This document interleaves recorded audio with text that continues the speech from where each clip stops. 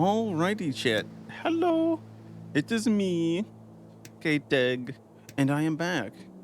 And guess what we're gonna do today? We're gonna explore the Undercoast Path. Now, let me remember, I think at the very end of the session, we figured out how to get there. The assassin tried to kill me again and then became tiny and ran away, which is really not that intimidating, but, very annoying in the end. But also today might be a shorter stream because, I can walk here. Look at that. Because there's some other things I want to do later tonight, so I might... Whoa, what the fuck? What the fuck are we doing over here, dude? We're going crazy with it. Okay, then. Interesting. Is there any point to me walking up here? What's that down there? A headless, decaying body. Suspicious. Very suspicious. See, we could go to sleep today, or we could keep exploring at midnight in the spooky caves. I think we should continue to explore in the spooky caves, because that sounds fun. You stand before an entrance. Beyond you see dark tunnels, winding passages, a forlorn chamber connecting them all. Seems like one of those paths could lead down. This is correct. The only way to safely get down is to head through here. Okay, we enter the chamber. Surely nothing bad will happen, right? You step inside. The musky air invades the holes in your helm. Fungus. Every breath you take is mostly damp fungus. Let's not linger here, okay? This is exactly the type of place where poor clerics get gutted by ankegs, gricks, or... Ankeg, the ambush predator insectoid, usually very large and deadly. They're hunted for sport in the Ascani wilds, and their chitin is exported around the coast for various craft and esoteric applications. What are those land sharks called again? Oh, the, start with a B, right? I forgot what they are in D&D. Like, they're like something. Hello, Rain. Thank you for the 5-month sub. Sorry, still trying to keep spoiler-free for Funny Claire game, but here a sub. Rain, you gotta play it so that I can talk to you and get your opinions on it. What the fuck? God damn it. Oh, boy. Anyways, where was I?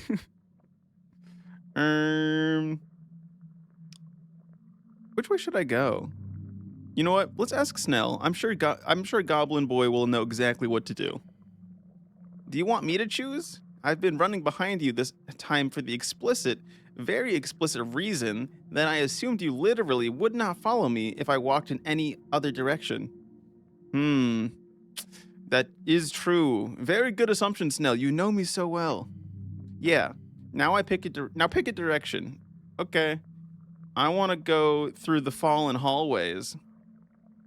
You move into the collapsed hallway, stepping over rubble and rotten timber. Watch your step. The floor is uneven, treacherous.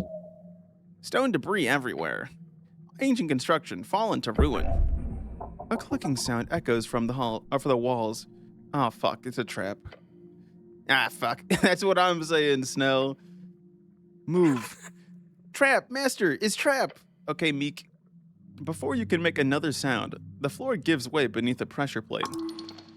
Blades swing down from the ceiling. Oh, dude, only DC 4? What a joke. Easy. So easy. The angel grabs you by the uniform and... Oh yeah, sorry, I gotta do dexterity voice. The angel grabs you by the uniform and throws you. You tuck into a roll across the broken stone. Blades whistle past in your wake. Ooh, that was loud. Missing you by inches.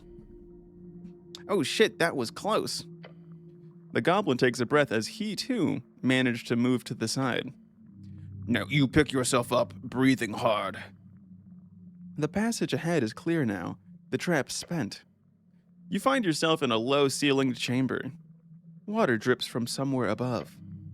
I think we're close. The goblin is correct. You can see light filtering in from a passage ahead. The exit. However, there is another path. Gasp! Another path? What? Descending into darkness. Burial grounds. Explore the burial grounds and risk it all for some potential loot. Hell yeah, you know me, baby. You descend into the ancient burial chamber. The air grows colder still, rotten. Walk through the cracked entrance. The doorway appears to have been sealed for millennia. Yes, actual millennia. A recent seismic shift must have broken the seal. Your footsteps splash in shallow water. It pools on the floor ankle deep. How many people have ever been down in this area? You know, obviously Etir and our suspect, but how often are people walking down here? That's my question. The chamber is vast. Columns of carved stone rise into shadow. Snail motifs, spirals. Ah, we're in the snail people land. I see. Wait a second. This is no mine? Yep, this is a tomb. Tons of bones all around. Dude, Wisdom, we knew from the start this wasn't a mine. What are you on about? Dude, this is why it's so fucked up that we lobotomized Wisdom. It's crazy. His voice is barely a whisper. Don't take too long. And there, in the center, an altar. Oh, we gotta sacrifice something on the altar. You know I have to. Upon it rests a mummified corpse. I look closer. Not human. A snail. A giant snail. Careful. Its shell is crystallized, preserved. The body itself is wrapped in ancient cloth, covered in strange runes. Funerary rites? Or a ritual? How else would this corpse be preserved for so many years? One of its appendages is extended, held out. In its grasp, a ring, entirely silvered. Magic. Powerful magic. Very powerful. I want that ring. I want it. It's mine. Examine the ring more closely. You step forward. The water ripples around your feet. The craftsmanship is exquisite. Ancient artistry. What is that thing? A dead snail. A really, really big dead snail. It is also holding jewelry. That too, yeah. Great observation, Edir. Good one, Edir. I throw my hand up with a thumbs up. Thank you, Snail. Look around the chamber. Your eyes scan the space. Other snail corpses, a whole congregation of the dead. This was sacred to them. A place of reverence. Well, they're dead, so, I'm just gonna... They won't mind if I take it, right? Clearly. You stare at it. So, are you gonna take it? Etir watches the waterlogged chamber carefully. I take the ring. 100%. You reach out. Your gauntlet closes around the ring. You pull. It slides free from the mummified grasp. For a moment, nothing happens. I look at it. A ring of spell storing. An incredibly powerful magic item. What a great find. That is a powerful item, cleric. The goblin wipes sweat from his brow. Let's get out of here before something else wakes up. Something moves. Uh-oh. Huh? All around you. Oh, are all the snails gonna kill us? Ah, shit. From the shadows, from alcoves, from beneath the water, they rise. Skeletons. Their bones ancient and yellowed, covered in barnacles and coral. Run! Shit, they're already surrounding you. You are trapped. Oh boy. Okay. And I rolled an 8? That's not great. What did the skeletons roll, though? What did the skeletons roll, though, bro? An 11? Cool. A dozen undead guardians awakened after centuries of rest. Protect your loot, damn it! There's too many! The goblin draws his sling and lets a stone fly. It strikes one skeleton square in the skull. The skull cracks, but the creature doesn't fall. Fuck! Your god is with you. He must be. Run! You need to run! They are nothing but bones. Manage them. I feel like dodge and weave is my best chance here, really, Yeah, I think we should easily be able to run. Yeah, we need to get out of here. Working on it. All right. Can we talk to them? No, they are beyond reason, beyond words. Only duty remains in those hollow skulls. All right, well, I guess we're dodging and weaving. Should be pretty simple. With my +10 in dex. You move like water between the attacks. Your feet find purchase on the wet stone. Every strike misses. You're in control, for now. The angel moves with grace, her wings spreading wide. Radiant flames gather in her palms. Stand back. She releases the holy fire in a brilliant arc. It washes over 3 skeletons at once. They shriek and burn, but their bones hold together, scorched, blackened, but still moving. They resist. Her voice carries concern. Oh, so these are like super special skeletons we're dealing with, huh? That's not great. They swarm forward, weapons raised. Rusted blades, bone spears, coral-covered clubs. 3 of them converge on you at once. Wait, don't hurt me. You weave between the strikes. 1 blade, 2, 3. None of them connect. Hell yeah. Keep moving. The skeletons reposition, preparing for another assault. 2 more skeletons advance on Snell. He dodges 1 strike, but the second catches him in the leg. Snell, no! Ah, shit! Another pair turn toward Etir. She parries with blazing hands, but there are too many. The remaining skeletons circle, waiting for an opening. Or you might be about to die. But they are undead. They do not tire. You do. This is too much, even with an angel at your side. There are too many of them. I've got an idea. The goblin rushes forward, sliding between skeletal legs. He emerges behind them and kicks one hard in the spine. Okay, Snell, what is this idea? I honestly don't know what you're doing, dude. It stumbles forward, knocking into 2 others. Now, while they're clustered. 1 more push. You can end this. You need to end this or run. Think. Use your esoteric might. Think fast. I think we could just kill them. You know, I have a DC 7 to charge through them. Yeah, I mean, might as well, you know? Charge through them.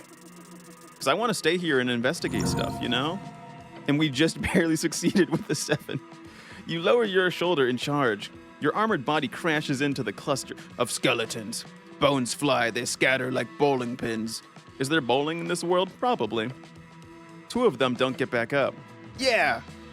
But 5 remain, and they're closing in again. The angel's flames burn brighter now. Desperation fuels her power.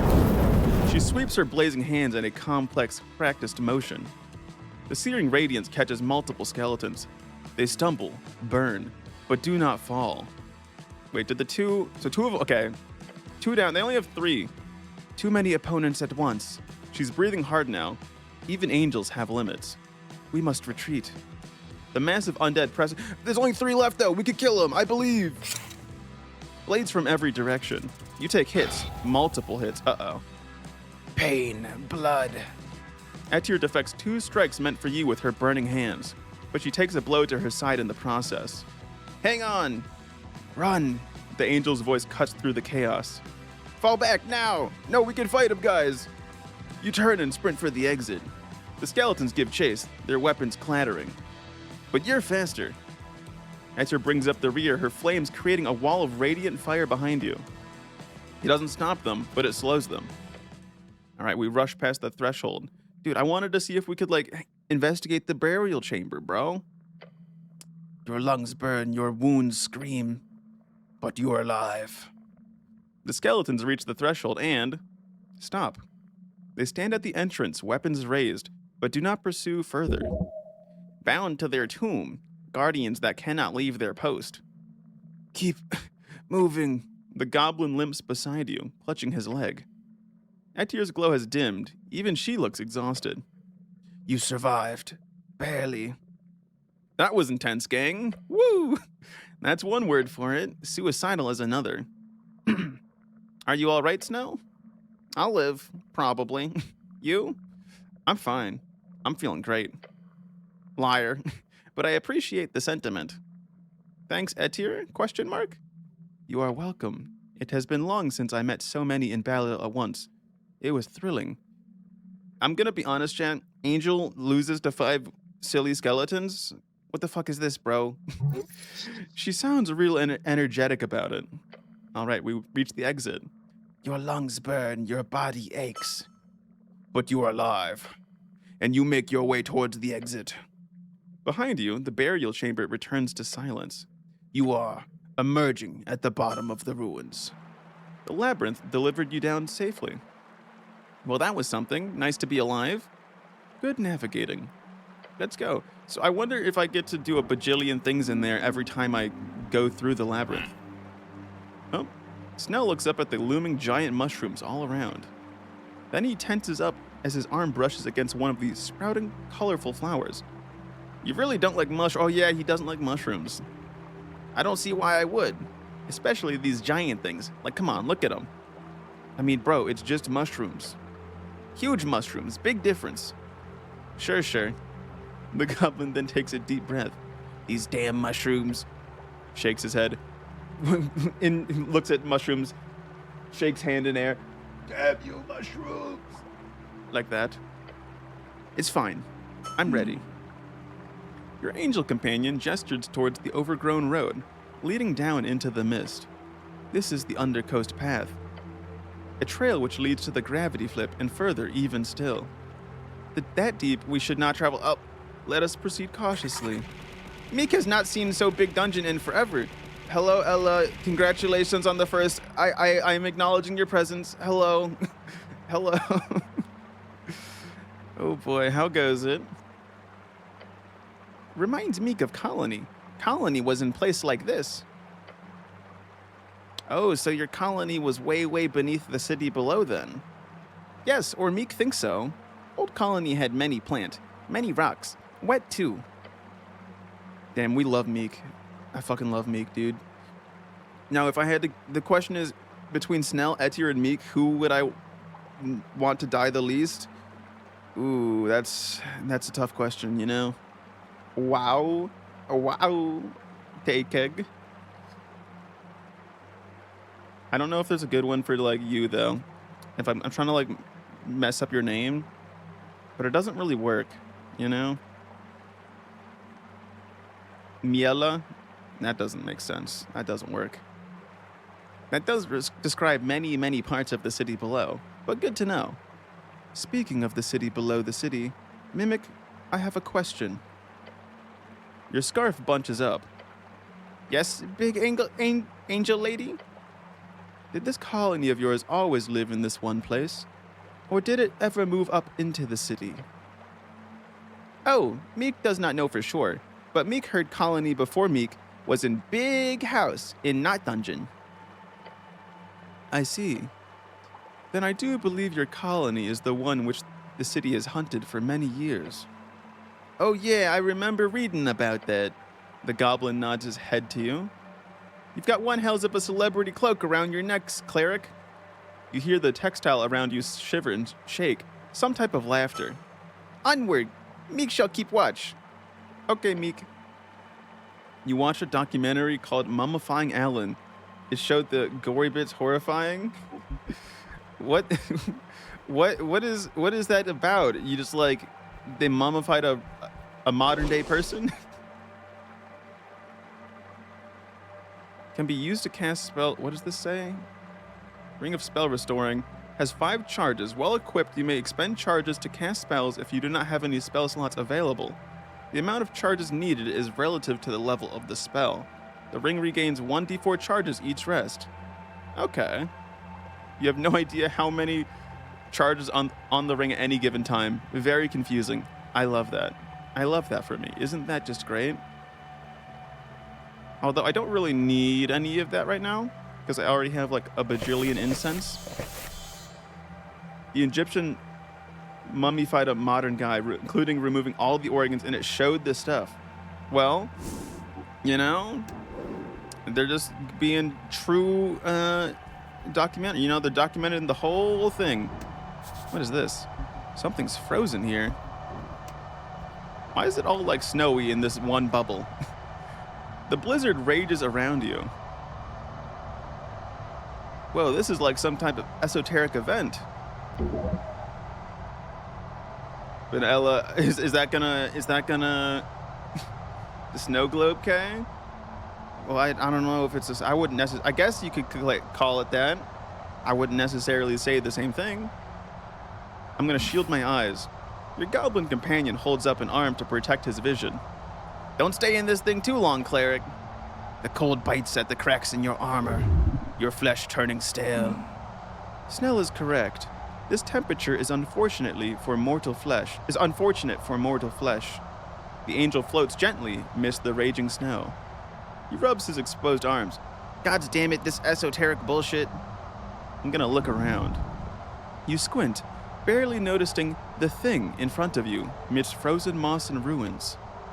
The shape is vaguely humanoid, a small creature, a mushroom thing. I'm gonna spend time investigating this despite the cold, but I'm gonna heal myself first. I'm gonna investigate. Here we go. You kneel down in the snow, taking a closer look at this central figure. Yeah, okay, sorry, the goblin mutters as he turns to leave. I'll support you in spirit from over here. Snell is correct in his assessment, cleric, but I see this esoteric pocket has caught your attention. If you need it, I will assist. You see her armor rattling slightly in the blizzard. Gods, it's cold. The pain. This isn't too bad. You will be drained. Do not linger. Oh, it's only a 14? Yo, that's so easy. Easy 14 with advantage? Yeah, simple. Simple as. I'm just kind of the smartest wizard of all time. You know how it is. Of course, it is obvious as the praxis formula. I look around, then stare at the frozen mushroom man. This is an esoteric pocket born out of a curse. The creature is cursed. A freezing curse? Wait, what? How do you get a freezing curse placed on you? It very well could have been a simple cold spell that reacted with the primal strings of the area. Either way, yes, a freezing curse. Who cast the spell? Could be a rogue spellcaster, or the fungal creature found a spell scroll and misfired it. But more realistically, an ice troll caused it. What? You tell me there's an ice troll around here? Oh no, zoinks. Why is it a biome pocket then? Esoteric pockets are created through chaotic interactions. Wizards have attempted to control them for eras, wield them. If you figure out why this particular interaction spawned a biome pocket, and not a one-rule pocket or a spawn pocket, then you will be a greater arcanist than all those who came before. But how do I break it? Come on, intelligence, tell me. Heat. Oh. Yes, it's quite simple. The pocket is clearly unstable and focused entirely on this mushroom creature. Simply heat it up a bit, and the pocket will fail. It's that simple? Yes. You'll hurt yourself real good if you do that. But hey, you do you. Just don't complain if you wake up with a cold tomorrow. The chill, it burns already. I don't have remove curse. Yes. However, you do not have access to remove curse because you lost it in the river. Damn it. Well, I guess I'm hugging the weird frozen mushroom man. I don't know why we couldn't have Etir use her, like, glowing fire flames, but you know, whatever. I'll hug the guy. Stepping closer, you wrap your arms around the flash-frozen creature. Immediately, you feel the pain. Ooh, that hurt. Your body fights to not touch it, to retain the heat. But you do not falter. Bit by bit, the mushroom shivers, then twitches, then moves. Gasp. And look at the little guy. An esoteric tingle. You blink, and it's gone. Wow, that was that was a really abrupt, interesting. The heat you brought to it causes the esoteric cold to cease. The blizzard suddenly stops, in the blink of an eye, as if the aggressive snowstorm was but an illusion. There it is, the end of the pocket. Yo, it's like we're freeing the avatar from the ice. That means that we're gonna be the chosen ones. Well done. You've done a great service here. You have turned off the blizzard. Feels a bit strange to do, even for you. Oh, damn. Great job, you hear the goblin call out as he walks up to you. Hey, Snell, you weren't any help, but it's okay. I don't need your help. Oh shit, it's a mushroom. Moving mushroom. Then Pat moves back. Yeah, I forgot he doesn't like mushrooms. Stilted. The angel hovers, however, floats in closer, looking at the tiny mushroom man, now shivering on the ground. I stare at the mushroom man. Dead in the eyes. If they even have eyes, I don't know. Brr. Oh boy, watch out. Might be toxic. I'm assuming you're cold, yeah? Brr. The mushroom man raises his head. You see a tiny mouth underneath the cab. It shakes as he says again, brr. Brr? You must be very cold. We noticed you were in trouble, he says, while keeping a healthy distance. The fungal folk thing stares at you. Is this where I can use comprehend languages? I should cast comprehend languages, right? Yes. But just see what the creature does first in case it runs off. Turn to Etir. Do you speak mushroom? Any chance at all?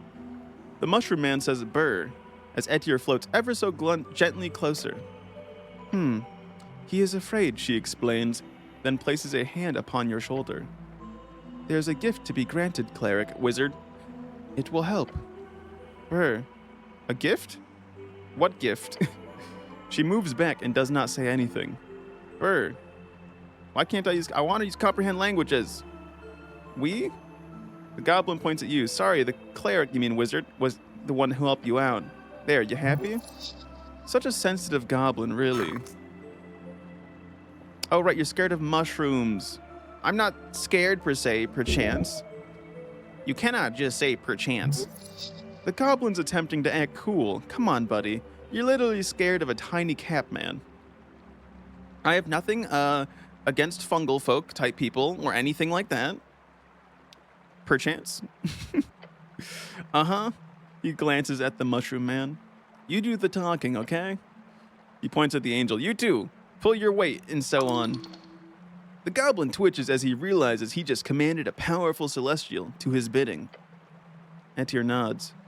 Are you able to speak normally? Brr. Oh, you are? Brr.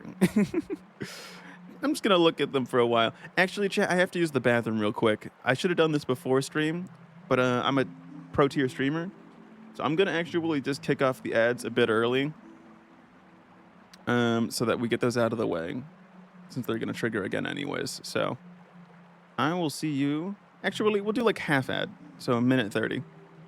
All right, I'll see you then.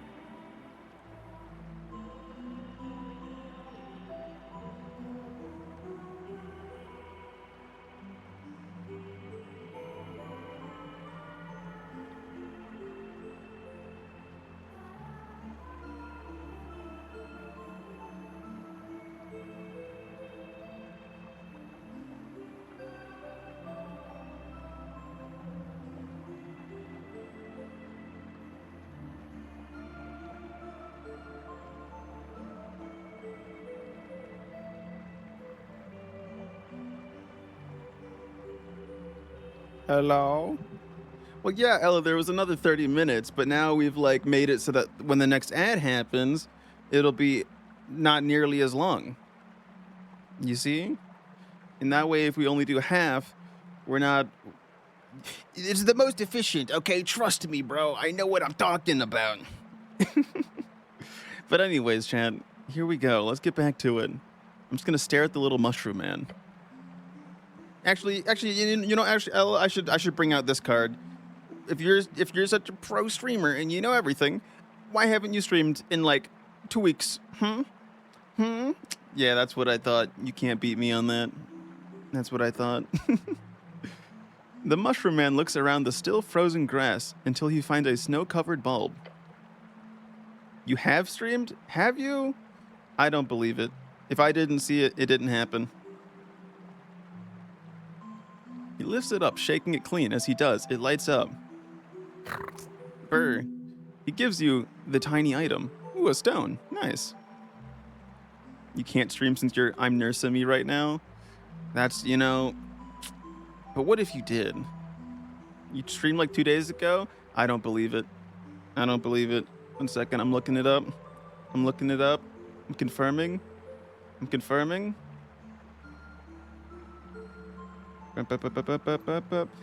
Oh yeah, you did play Enshrouded, didn't you? That was also... No, it wasn't 2 days ago. It was 4 days ago. All right, get wrecked. It was 4 days ago. Get wrecked. If things go right, you'll stream again tonight sometime. I see. Are you going back to the nighttime streams? This girl be looking for every single excuse to not stream. That's what I'm saying, Tora. It's crazy.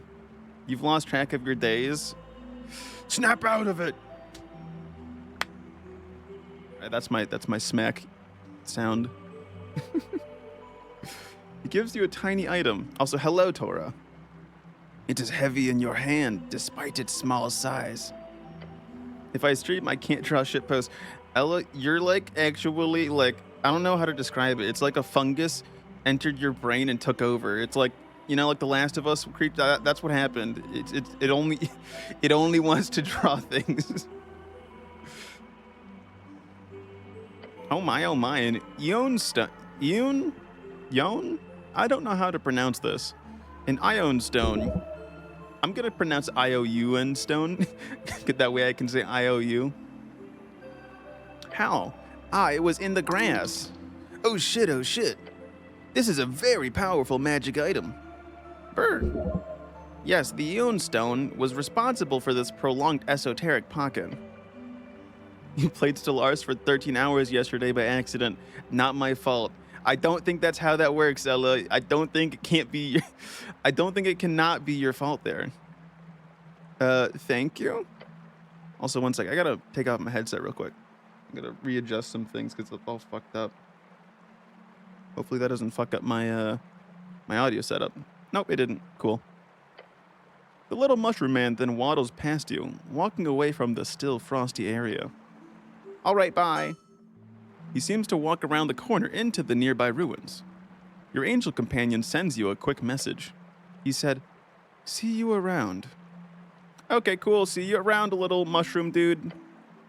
Dude, I'm actually kind of pissed because literally that was a good opportunity to use comprehend languages, but I still have not been able to use this fucking spell once this entire game, and it's driving me crazy. And I don't know why I even bother having the spell if I never get to use it. This gives me +3 wisdom? Garbage. Okay? Wisdom? Who needs that? Alright? Wisdom's for fucking losers. Okay? I don't need that. Comprehend language spell has to just be a meme. It's actually fucked up how much I haven't been able to use it.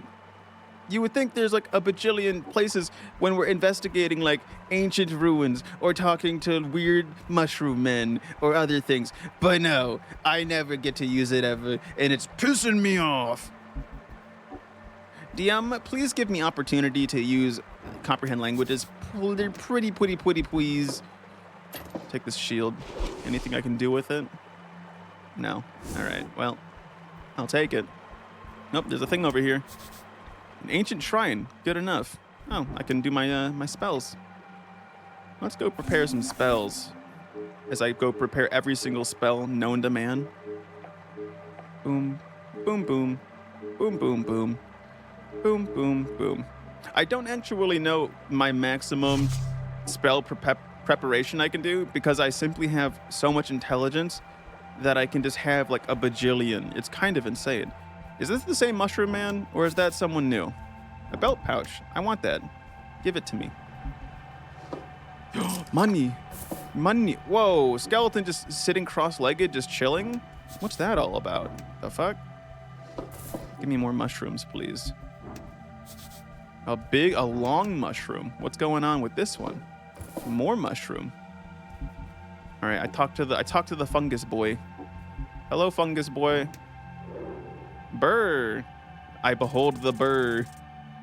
That's a good 10. It's a plant. Level 4 ranger. Burr. The vibrations he'd give off is his language. With magic, you could communicate better. Can I finally use it?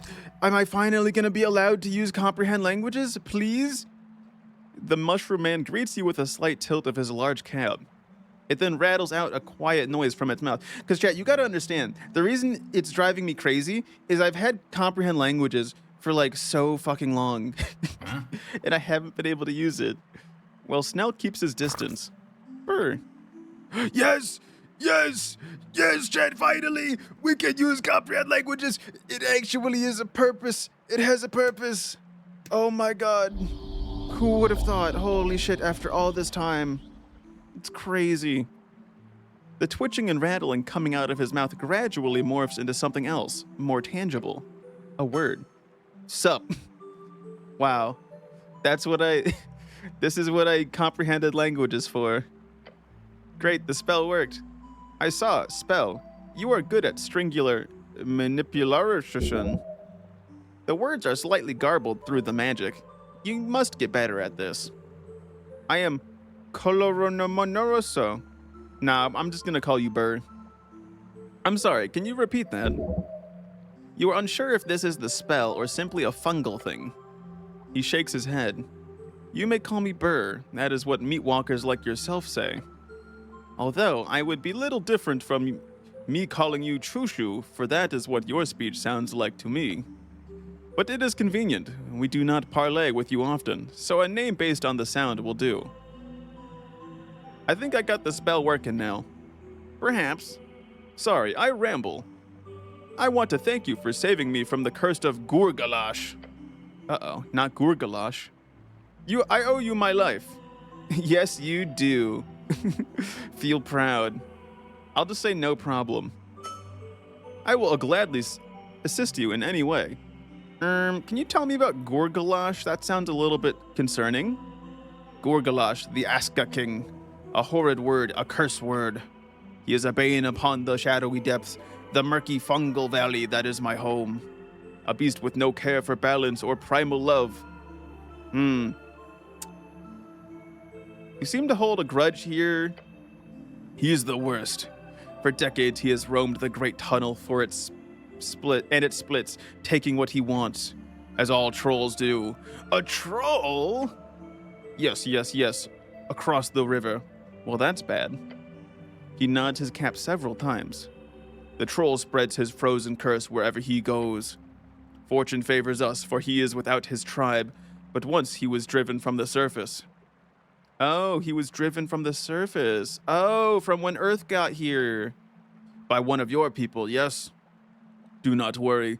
We do not hold you responsible for the actions of a monster. If your avatar had not slain his tribe, then the tribe would have eventually spread down here either way. But to even face Gurgalash alone is not a quest I take lightly. A quest? Oh my god, a quest. I am here to make sure the troll does not descend into the fungal valley. But in my attempts to scout, I made a mistake and was ambushed. I do not remember much, but the troll must certainly caught me with a ball of ice. How it triggered such an esoteric effect, I know not. It was an esoteric curse triggered by the ice ball, I assume, actually? Yes, it seems so.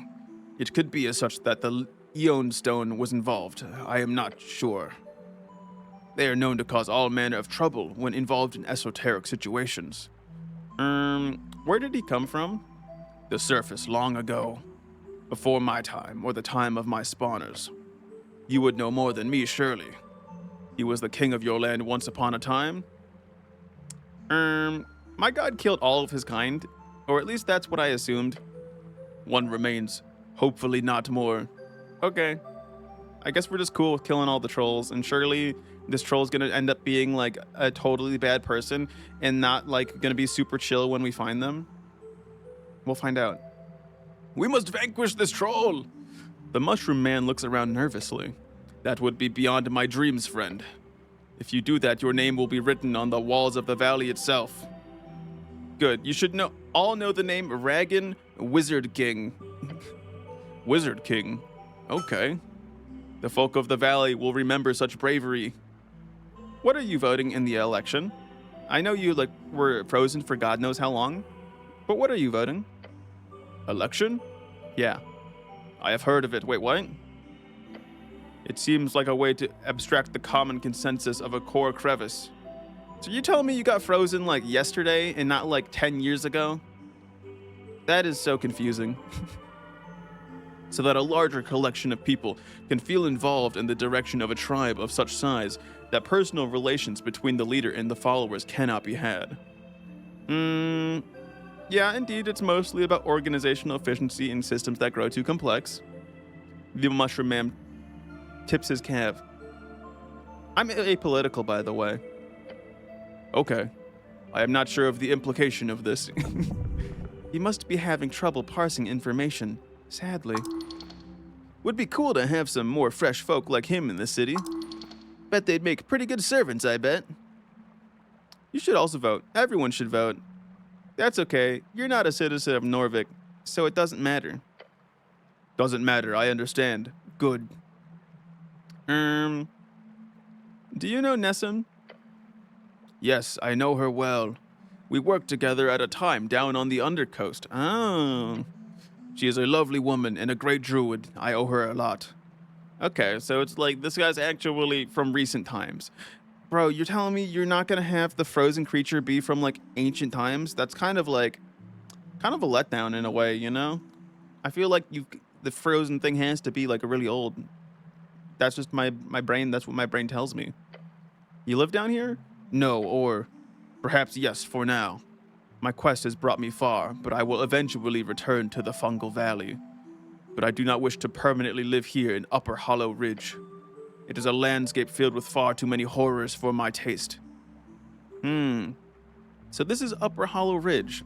Yes, it is. It is the region underneath your city, yes? Not many of my kind live here for clear reasons. You got family? My core crevice is not large. They are 13 and 20. Your crevice? I have 13 offspring and 20 comrades of my strain. Fungal folk generally reproduce asexually. How boring. We live in large collectives, or families, as you say. See, that's a lot of kids and siblings. I believe my kind have different ways of life than your own. You're telling me mushrooms are different than a human? Well, I, for one, am surprised. I have heard you live in smaller collections and raise children very slowly. That sounds annoying, but also wonderful in some ways. I don't envy you, but I respect your way of life. Cool. Thumbs up. What else do I want to ask? Aren't all your kind of hive mind or something? Some fungal tribes are still. Mine is not. We are sedentary and individualistic. Oh, okay. I felt like that's just I don't know. I wasn't really expecting that necessarily. What's it like in the Fungal Valley? It is rough and wild. We struggle against invaders at all times, with occasional years of calm. And this place is worse than that, apparently? Really?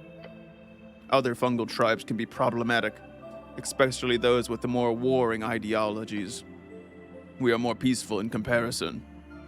Have you traveled a lot? Some. I have been to some islets on the Undercoast. I have been to the surface a few times, although I was not a fan. Do you have a god, though? No. We had an avatar of a higher being at one point, an evil fungoid. Toro Moro Roblo Toro Malorocoposo, the evil fungal god of the depth, a great warrior and conqueror who rages across the Undercoast. The sweeping decay, the dictatorial hive mind. We do not believe in the whims of gods anymore. Now we look to our own in ourselves and strive towards harmony. Okay, interesting. Let me ask you something else. New topic.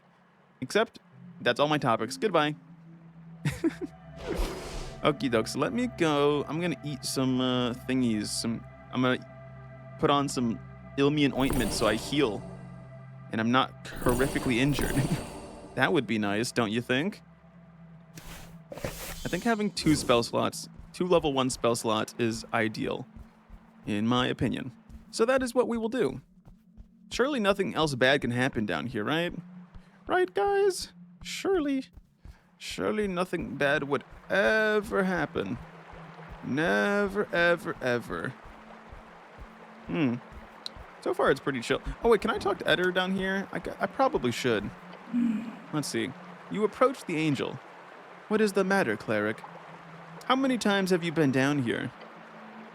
The Undercoast Path, as it is known, is not a place I travel too often nor lightly. It is close to the gravity flip, thus filled with the horrors of the Undercoast. We must be vigilant. Even my might is challenged by this place. Okay. Meek says same. This where big monster come from. Okay, Meeks. Thumbs up. Where are we heading, do you think? On the other side of the forked river, by the base of the pillar.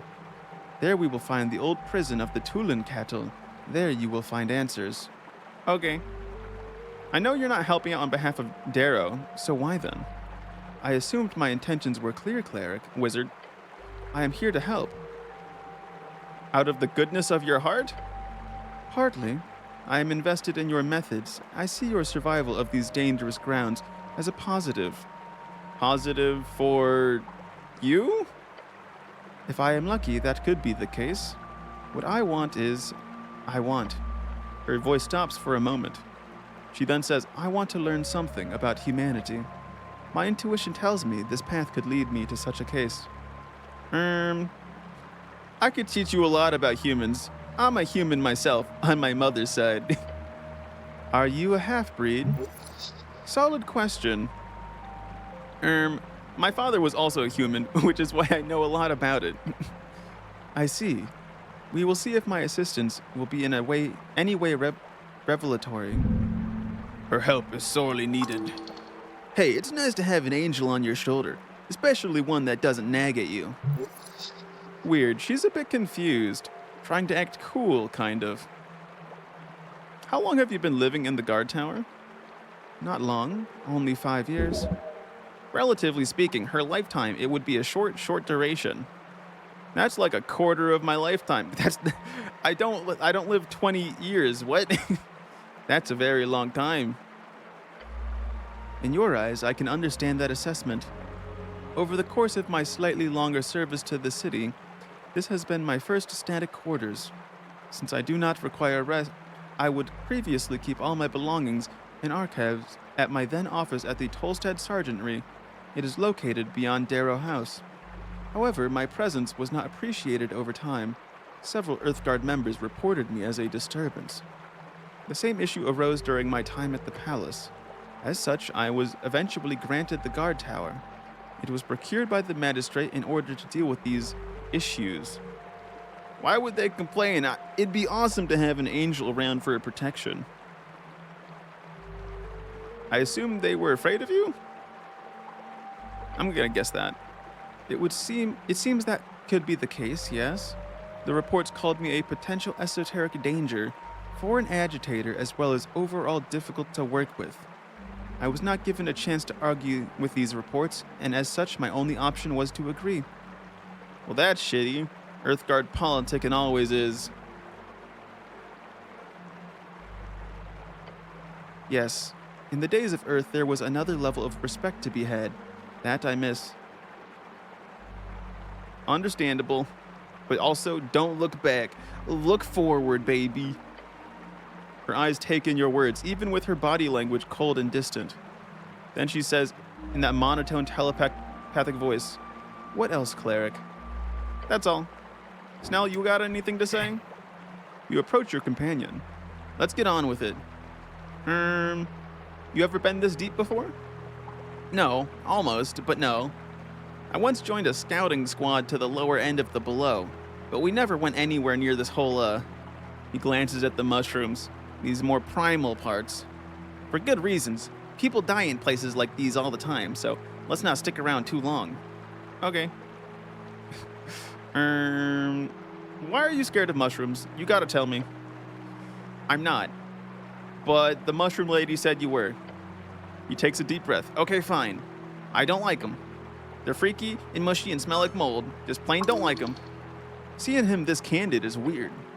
But I'm not taking questions on it, so. Anything else you want to ask? We got a pretty decent party going on. We got you, me, Etir, we got Meek.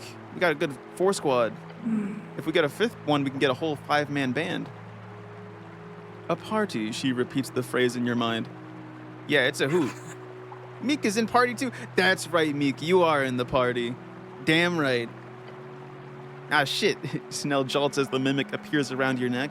I forgot you took that thing with you. Meek is no thing. Meek is mimic. It even rhyme.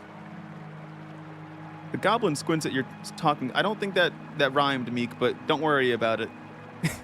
No, it doesn't. It does rhyme, Snell. He squints at Etir. I really don't think it does. The angel turns her face away for a moment, and after a dramatic pause whispers in your mind. Perhaps you are correct. Meek think it rhyme. Snell sighs. Can we go now? Okay. I'm gonna talk to Meek and see if Meek has anything to say about here. Hey Meek. Ahoy hoy. Meek is ready. I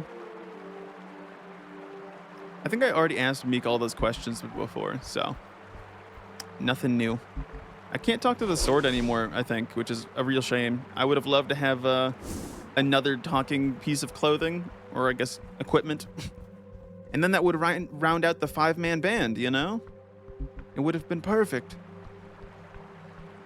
Oh, is that the troll? The troll that we were literally just saying, huh. Oh boy. A great dragon roasting some snails. Well, something tells me we should save here. It seems like a good spot to save and maybe even consume some incense for more power. Could be useful, perhaps. Can I engage with this from here? I can. You step out on the edge. The vast undersea chasm greets you. Its teal mist looks inviting. I look at the wall beneath me. Dude, those snails, with the arms, I can't take them seriously. I really can't. It looks so silly. On it, you see a colorful depiction of a battle. Snails versus a dragon. The red scales, the many-colored flames. This is Isuth, the wild dragon who claimed this land for his own. Lovely artwork, must be esoterically scratched in or something, if it survived all this time in this musty place. You see this thing? It's pretty cool, right? I'm not stepping out on that thing, cleric. Come on, why not, Snow? I value my life, but I'll trust you, whatever it is down there. Okay. Now that Ella is gone, we can actually say how much we appreciate her as a friend without her knowing. Don't let your guard down, Tora. She's always watching, always waiting. Wazowski. All right, here we go. We're gonna talk to the troll. Or can we just walk past the troll? Nope. Wait, who's that? There's a person over there. Wait a second. A person in a yellow thingy. Is this the person we're trying to capture? Big leader Gorgalash. Come on, big roll, please. AK 18's not bad. Troll, frost troll. A great and mighty frost troll. Horrifying, even while asleep. Yeah, that's what I'm saying. There's plenty of room around the troll. That's what I'm saying, Tora. But I guess we have to do something with the troll first. You've got a few ways of approaching this. Killing a troll is not easy, and you need all the advantage you can get. Attack him right away, giving you a head start. Put up some kind of trap. Try to communicate first, weak. Walk away, also weak. Getting close enough to strike the sleeping monster would be difficult. However, it would allow you to strike a decisive blow. But what if the troll is just misunderstood, chat? What if they're just so misunderstood? The sleeping troll. Its back facing the pillar of Jor. A creature right out of every kid's nightmares. A troll. Ella is listening. See, that's what I'm saying, Tora. That's what you can never be too careful. Frost Troll, a tribe of trolls who rose to prominence during the late Arcane era. Some of the most infamous trolls during the Conquest were of this type. Gorgalash, for one, as well as the holdout, Orgro. You still had K-Stream opened on your phone by accident? Ella hates me, confirmed. I knew it. No, you not. Oh, actually, I wanted to look at sleeping like a damn babe. Who's Orgro? Orgro, the great troll warlord, in one of the last holdouts against Earth. His name still haunts Toll's Pass, where the few trolls remaining in Ascan plot their revenge. Your goblin companion stares slack-jawed at the beast. The angel keeps a hand on the hilt of her sword. You can definitely sneak up on him, maybe get a nice strike in before he wakes up. He obviously won't notice you. Bro, but what if we try to yell at the troll? Should I try negotiating?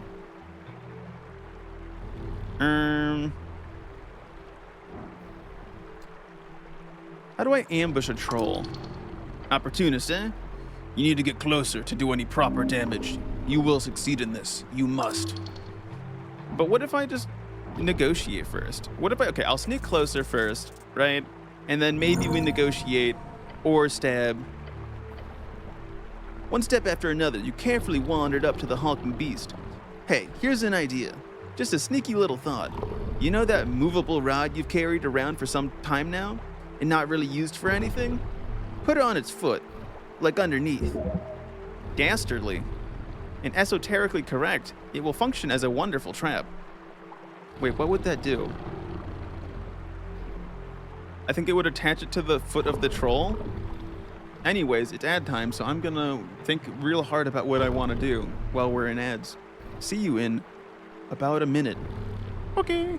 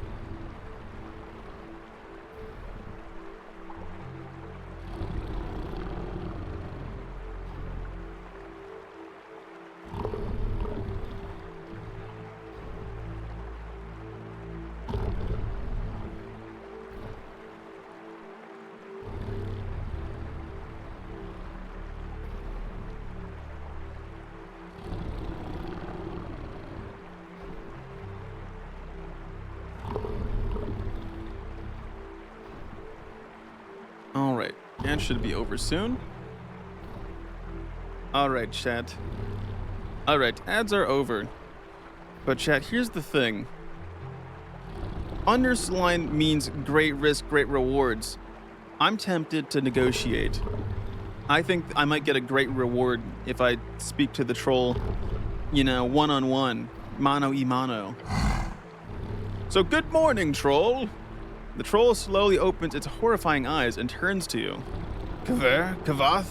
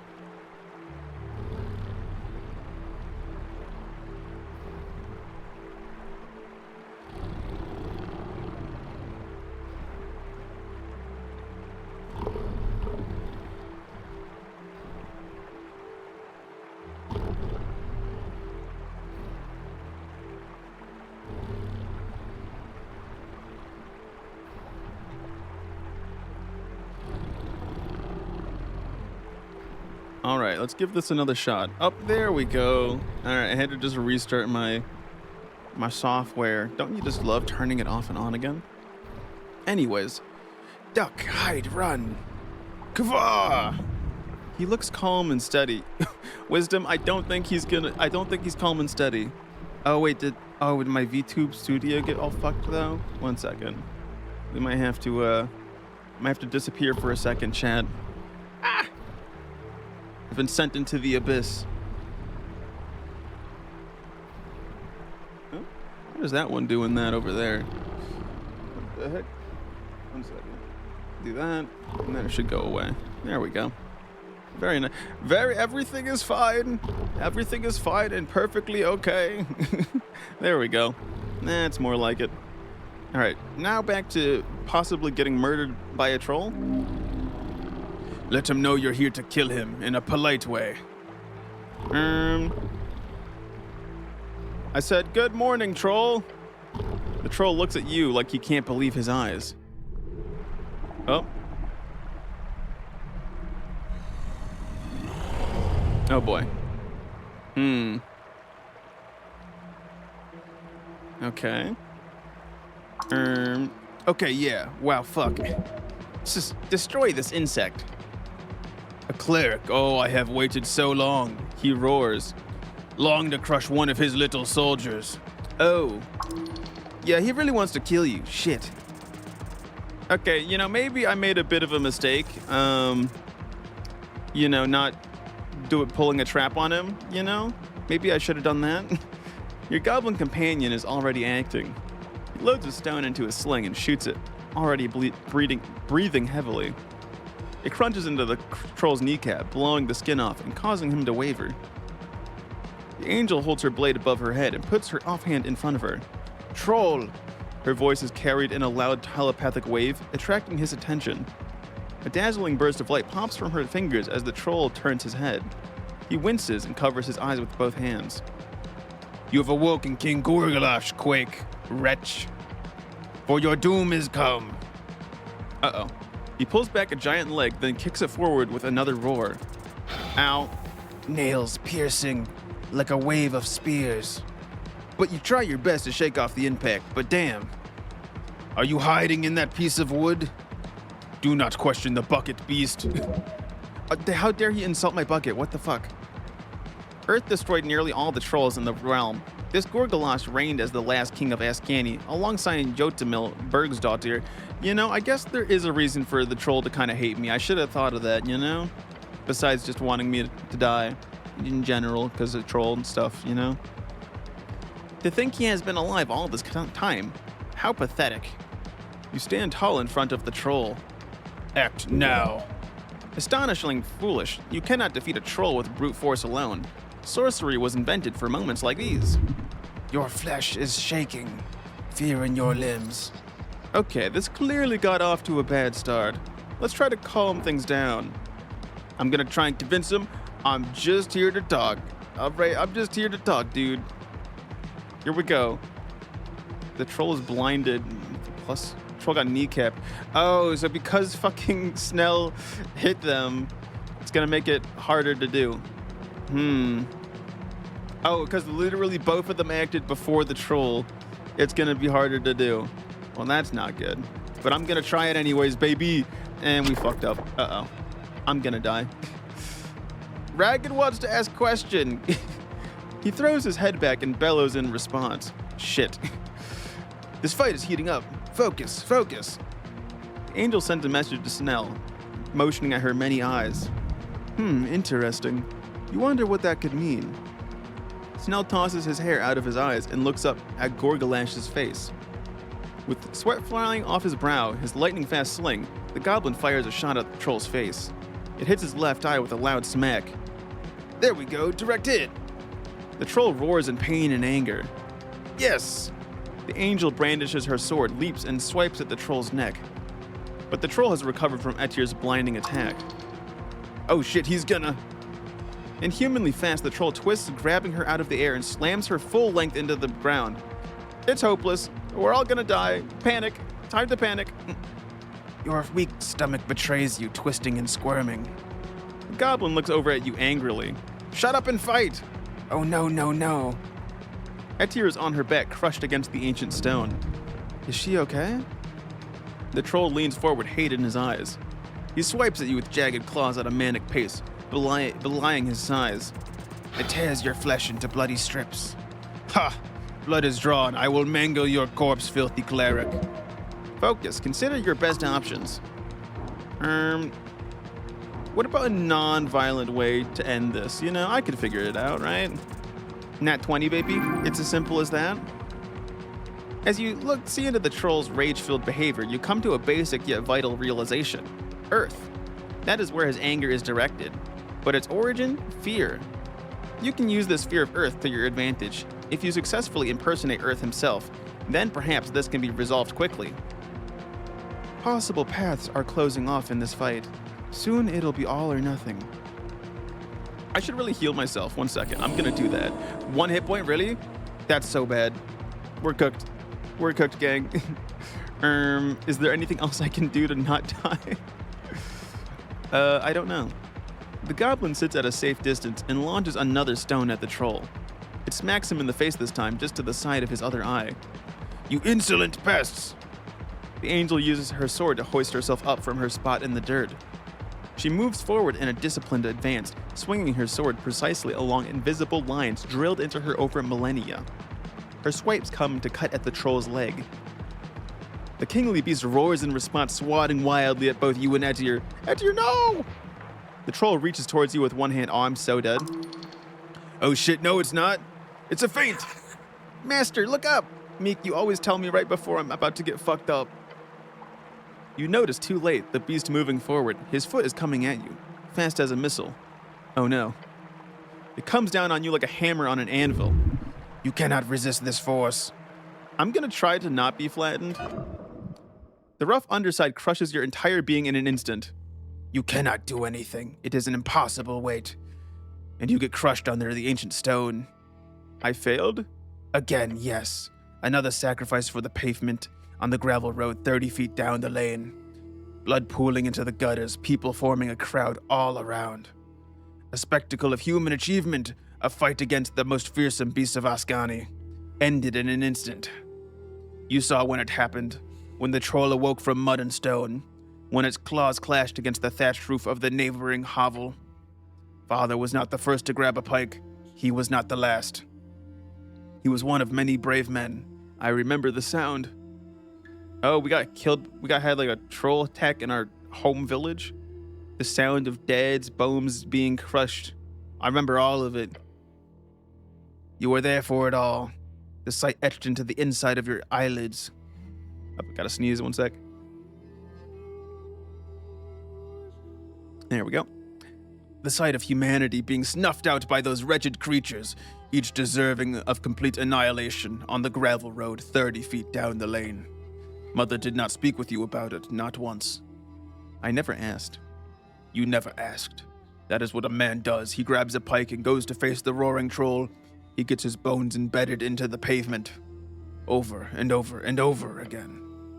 Until the heavens open up the earth and the hells spill their guts on your doorstep, until the last man takes his last breath on the last day of existence. Until you die, you will pick up the pike. And then I jolt awake and I don't actually die, baby. Mangled, bruised. You watch as Etir, this strange woman, pushes herself to her limit to lift the troll's foot off your crushed body. Your armored guardian angel pushes the entire leg away. Thanks, Etir. Keep fighting.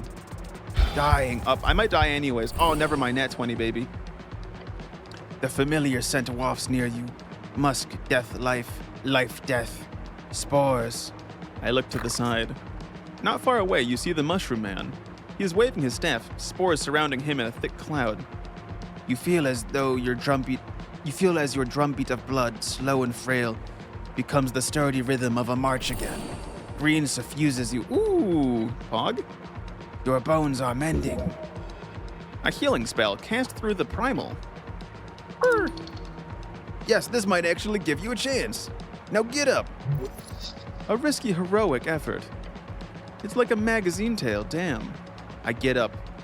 You live? Bones cracked and soul returned yes. You live. The troll lets out cackling laughter. I crush you, yet you stand. Cockroach. You're lucky the angel's strong as shit, Snell yells, loading another. Yeah, what if Etir, we didn't become friends with Etir and we ended up down here? Oh boy.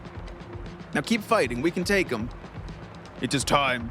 Commit to something, grab him. Yes, you need to commit, but to an actual plan. Figure it out now. Pretend to be Earth and intimidate the troll. Yeah, let's do that. I can do that, right? Just barely? Holy shit. You pull all of your might into your posture and stand with divine grace despite the blood caked on you. You enhance the volume of your voice and speak with a rumble that dwarfs even the troll's voice. You desperately try to hold together your meager kingdom. I need not try, for I know it is mine, and so I reclaim it. What? You are a violent creature undeserving of my mercy. You are no. You call yourself a king, I am a god. You think your size protects you? Know this, you are but a tree grown in my path to be chopped down. No, no. And now I lift my axe. The troll's anger turns to totally blind panic fury. He is terrified, the poor thing. But this is the only way you can end this without more death. Also, it was sick. You killed it. This is when it ends. Despite being visibly panicked and tired, the goblin whips another stone at the troll's head. It cracks him right above his eyes. He's lighting this guy up. Your companion is on fire. Give him a quick thumbs up. The goblin gives you a curt nod. The angel creates a sphere of light that scalds the eyes to behold. She hurls it at the troll and explodes in dazzling splendor, searing his flesh and earning a wail of pain. End this now, cleric. The bloody troll flails at you with his immense bulk and deadly claws. He connects again and again, and again and again. Your vision darkens and narrows. This is it. This is everything. He absolutely cannot manage you if you get near the cliff's edge. That's the right move here, 100%. This is a time for divinity. Call on Earth. Remember the chance. I mean, I guess I could. So I could either push him off the cliff or I will channel Earth. I don't know what that really means, but I'm gonna do it. Please don't roll. Wow, that was the... Okay, well, we're all dead. You lift your head and attempt to find within... Literally, I just had to roll like not complete shit. And I rolled so bad. Well, we're dead. I'm not even gonna read all this. We're so dead. Wait, then you see it, the blaze. From the corner of your rapidly darkened vision, Etir, Angel. And Shining Sphere slams into the troll yet again. This time he loses his footing entirely. Oh. He lunges forward. No, no. Now's your chance. Don't let him get away. This is the end. I am the king of Ascani, I am. Now is your moment, your god is watching. Every god is watching. Strike down the beast. Okay, well, I guess we're throwing him off the edge. Damn, I would have loved to, you know, had him be alive. I really low-rolled on that, huh? You hear his roar fade into the rushing water below. With that, it's over. You think he's dead? Eh. Big leader Gorgalash has fallen down to the gravity flip. That means the troll has a 1 in 20 chance of survival. A D20 for a nat 20, ha! Let's hope. Gorgalash is heavily damaged and should be stuck in the gravity flip beneath this ridge. It is most likely dead. Okay, well. A shaky breath leaves your chest. I can't believe it. That wasn't just a regular troll either, was it? No, it was not. Etir cleans her bloody blade with a singe of radiant light. On the ground, just off the edge of the chasm, you see the only proof left behind by the beast. A tooth. Tusk. It is called a tusk. A troll king. I get a troll tooth. A vestige of an earlier, more brutal era. Well done, both of you. I literally did nothing but fuck up the entire fight, and Etir had to save my ass every time. I'm just happy I'm alive. Snell puts away his sling. A good fight. I did well. For this one, I'm okay with you tooting your own horn. I literally did nothing, but okay. Speaking of which, you okay? You mean wizard? You took some pretty nasty blows. I'll manage. I'm okay. A cure wounds or two, and I'm always back to normal. I know your healing magic's strong, but still. The goblin turns to Etir, who is floating near the edge. And, what about you? I am fine. She looks a little scuffed, nothing else. Oh, wait, that's a problem. You sure, Etir? You don't look very fine. It is a scratch. I will recuperate. She swings her sword, clearing it of troll blood. An embarrassing mistake on my part to let him grab me. It has been many ages since I fought against such a foe. Who cares? You saved our asses. She sheaths her blade. I increased your odds, yes? She floats closer to you. I'm happy you did not die. Me too, about you. Her many eyes then move to Snell. Wonderful sling attack, Snell. Thanks. If neither of you require any more rest, I suggest we investigate the man in the cage. Okay. What's the troll tooth do for me? One strength quickly regenerates HP over time. Ooh, nice. Oh, I'm gonna look at the box first before I touch the things. Ooh, bottle of milk, -5 Constitution. What the fuck? Why is it? Oh, it's.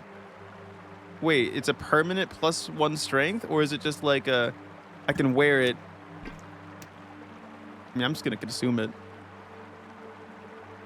Yeah, oh wait, cause, oh wait, is this from the fucking from the little kobold dude's little stupid little deal?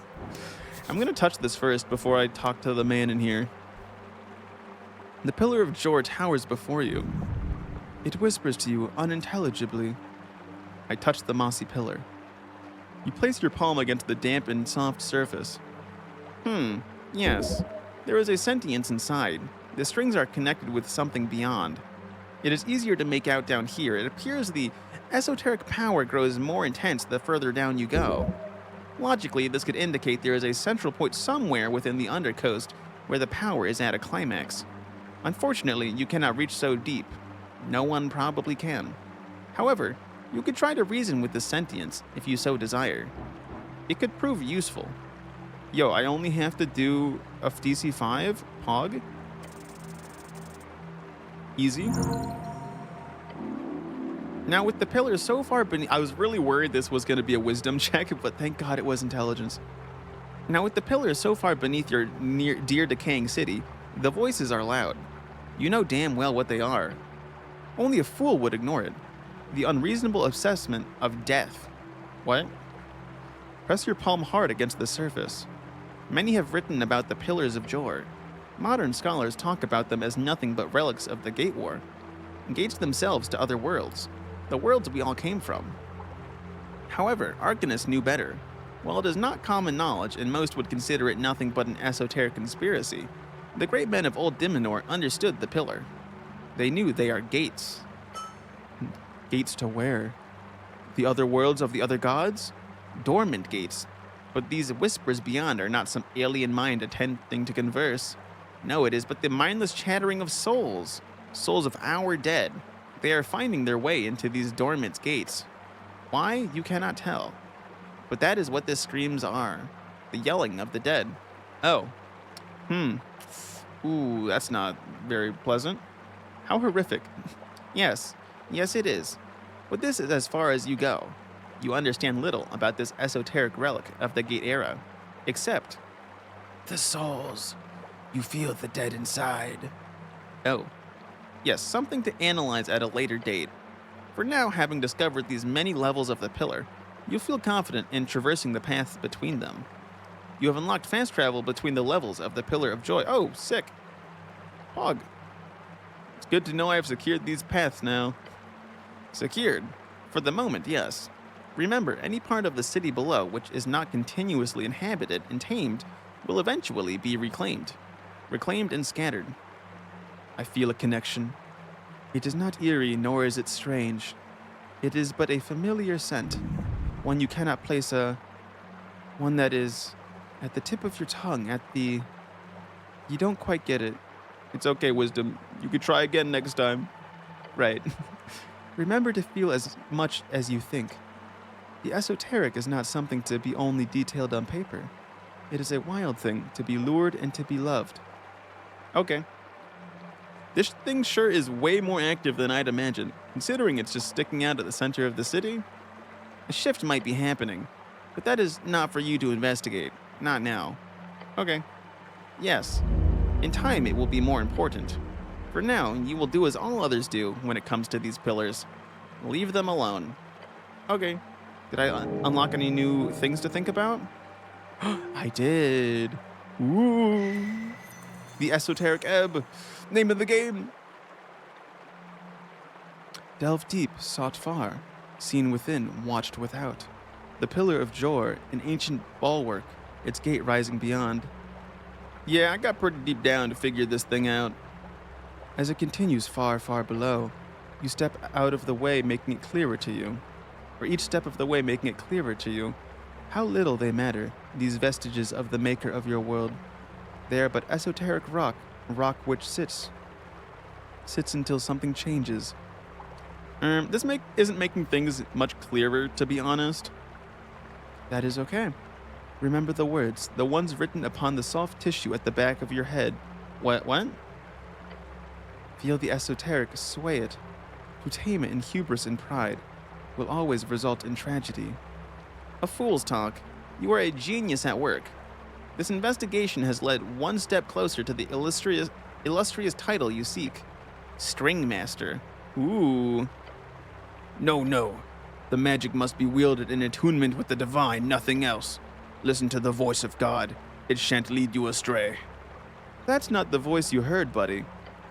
That was, if anything, a potential patron, which of course is way more exciting. I'm sensing some different paths here. Yes, 3 of them. You do not know where they shall lead, but you may consider each. What's the voice of God? Earth watches upon you. His spirit channels your powers each day, and that will never change. Trust in the divine. Oh god, that's a lot of words. Whenever you roll a d20, another hidden d20 is rolled. If that die is the same as your die, you critically succeed. If both are natural 20s, you regain all your hit points, you regain all your spent spell slots, you lose all exhaustion, and you become genuinely happy for 1d4 seconds. Nice. But what about String Master? Focus on your mastery of the esoteric. This knowledge, as cryptic as it is, will help you on your way. For each level of spell slot you have, you gain 1 additional maximum spell slot. Level of spell slot you have. Okay. So I would gain 3? Is that what they mean? I don't know. What about Communing Patron? You've got a friend beyond. They'll take care of you in a win-win sort of situation. If you take damage that would cause you to go to 0, a mysterious force protects you. If this happens, you take no damage and lose 1 first-level spell slot. If you do not have first-level spell slots, this does not happen. And yes, this is different from the godly voice thing, but mostly in aesthetics, which is the most important aspect, to be fair. I could go with either one, really, you know? I think Communing Patron would be good, because I have very little HP.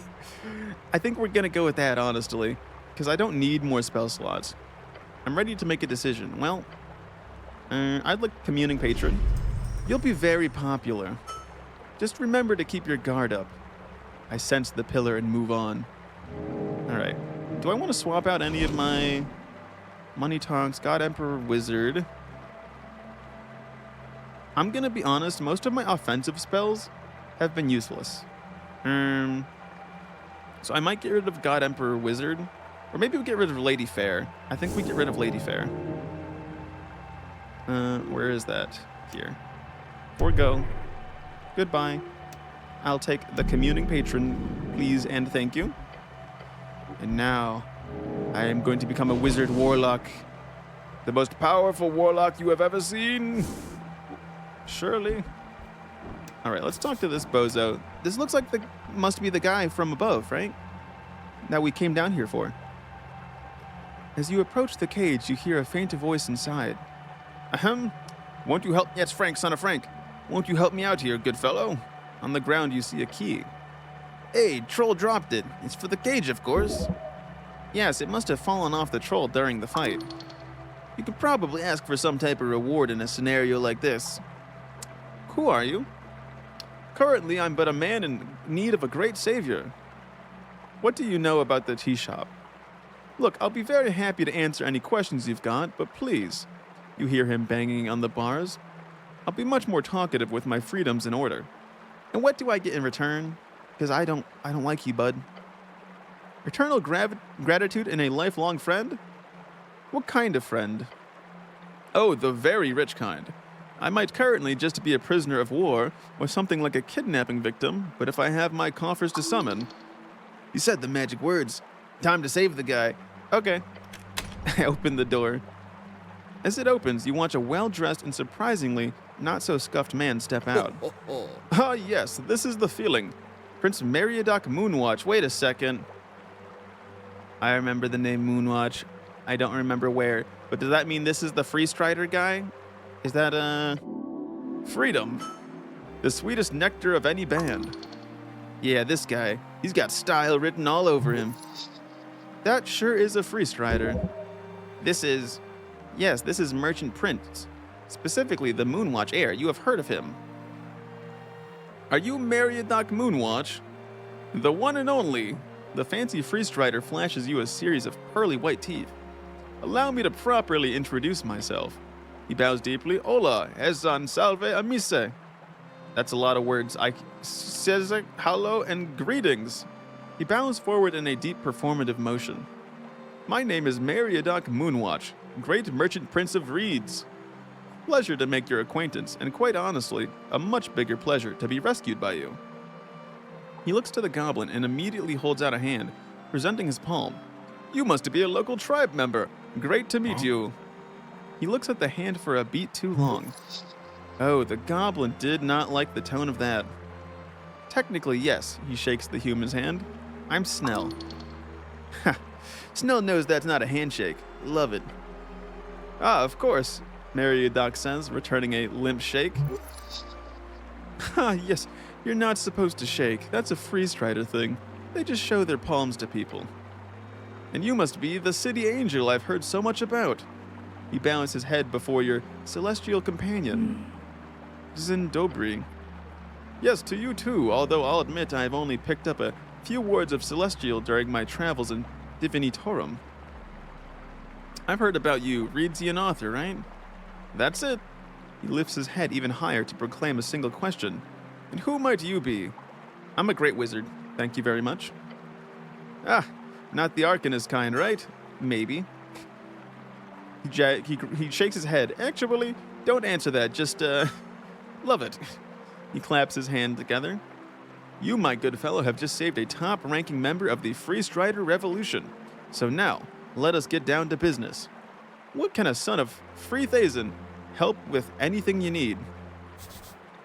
Free Thazen, a term for the liberated post-war Free Strider-led rebuilt Thazen, arguably the greatest free city in Reeds. I want a lot of money. I'd like money, please. Money, please. I literally rolled just below the DC. You're fucking kidding me. On my greatest stat. So fucked up. It's so incredibly fucked up, dude. Oh no. You literally missed the opportunity to ask him. What? When? What? When you saved him before, that would have been so smooth. Don't. I'm gonna retry. I can retry, thank God. Whew. Alright, no way I fuck it up a second time. There we go, nat 20. Ah, yes, you know how. How to get him to give me money. Yeah, just be quick and decisive and maybe weigh it on the fact you just saved his life. Sorry, did you say something? He's just muttering to himself, happens all the time. Mr. Meriadoc Trade Prince, hold out a hand. Yes, I just saved your life. Keep holding out your hand. Ah, I understand. He tosses you 500 coins, let's go! Enjoy, sir. I look inside. There are many 100 crowns in this pouch. Oh my god, chat, we're rich. Those were my travel reserves. I always keep an extra pouch of the local coinage. I have to say, crowns are quite marvelously designed. It's probably my 7th favorite type of coin, behind pennings, snibs, sigs. Snibs, a currency made out of magical pebbles used in various cities across Hazy, Kargamesh, as well as across the Middle Edge. I do think embers and brim marks and souls are all somewhat equal in usage. What about elvish coinage? What about Yanpala? He visibly and audibly shudders. At the bottom, darn ice cubes. He smiles broadly and effectively. This pouch is as valuable to this man as a filed down to a tenth of an original size crown would be, in contrast to you. One day, you'll be at his level, surely. Surely, I'll surely be super rich. Gotta huff the copium. I'll be so rich. What are you voting in the election? Funny that you mentioned that. I did hear that anyone authorized to stay within the city is allowed to cast a vote, which is a wonderful policy, and the Ascani Reeds Trading Company has surely pushed for its implementation. However, as an outsider and one of significant political power, I will not partake. A free strider choosing not to vote? Isn't democracy your thing? He shrugs. It would simply be tasteless. This election of yours should be decided by those who call Norvik home. Whether they've been here for a week or a decade doesn't matter, but I do not call it home, so I will not vote. That's why I haven't made my presence known here in the city. I am here incognito. He's looking for a fight. You should disagree with him. He'll like that.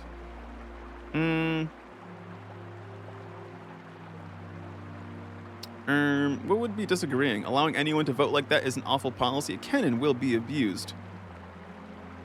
This makes sense to me. The future is a world of free striders. I'm gonna do this one then. I think he will disagree. I disagree! We've seen time and time again in Reeds that states making limited attempts, as we call it, at democracy, will always end up sliding into the old order, deciding who gets to voice their thoughts. Thus, the one to decide who gets in citizenship gets to decide the outcome of any election. Terrible. Oh, there's a light in his eyes. Keep arguing.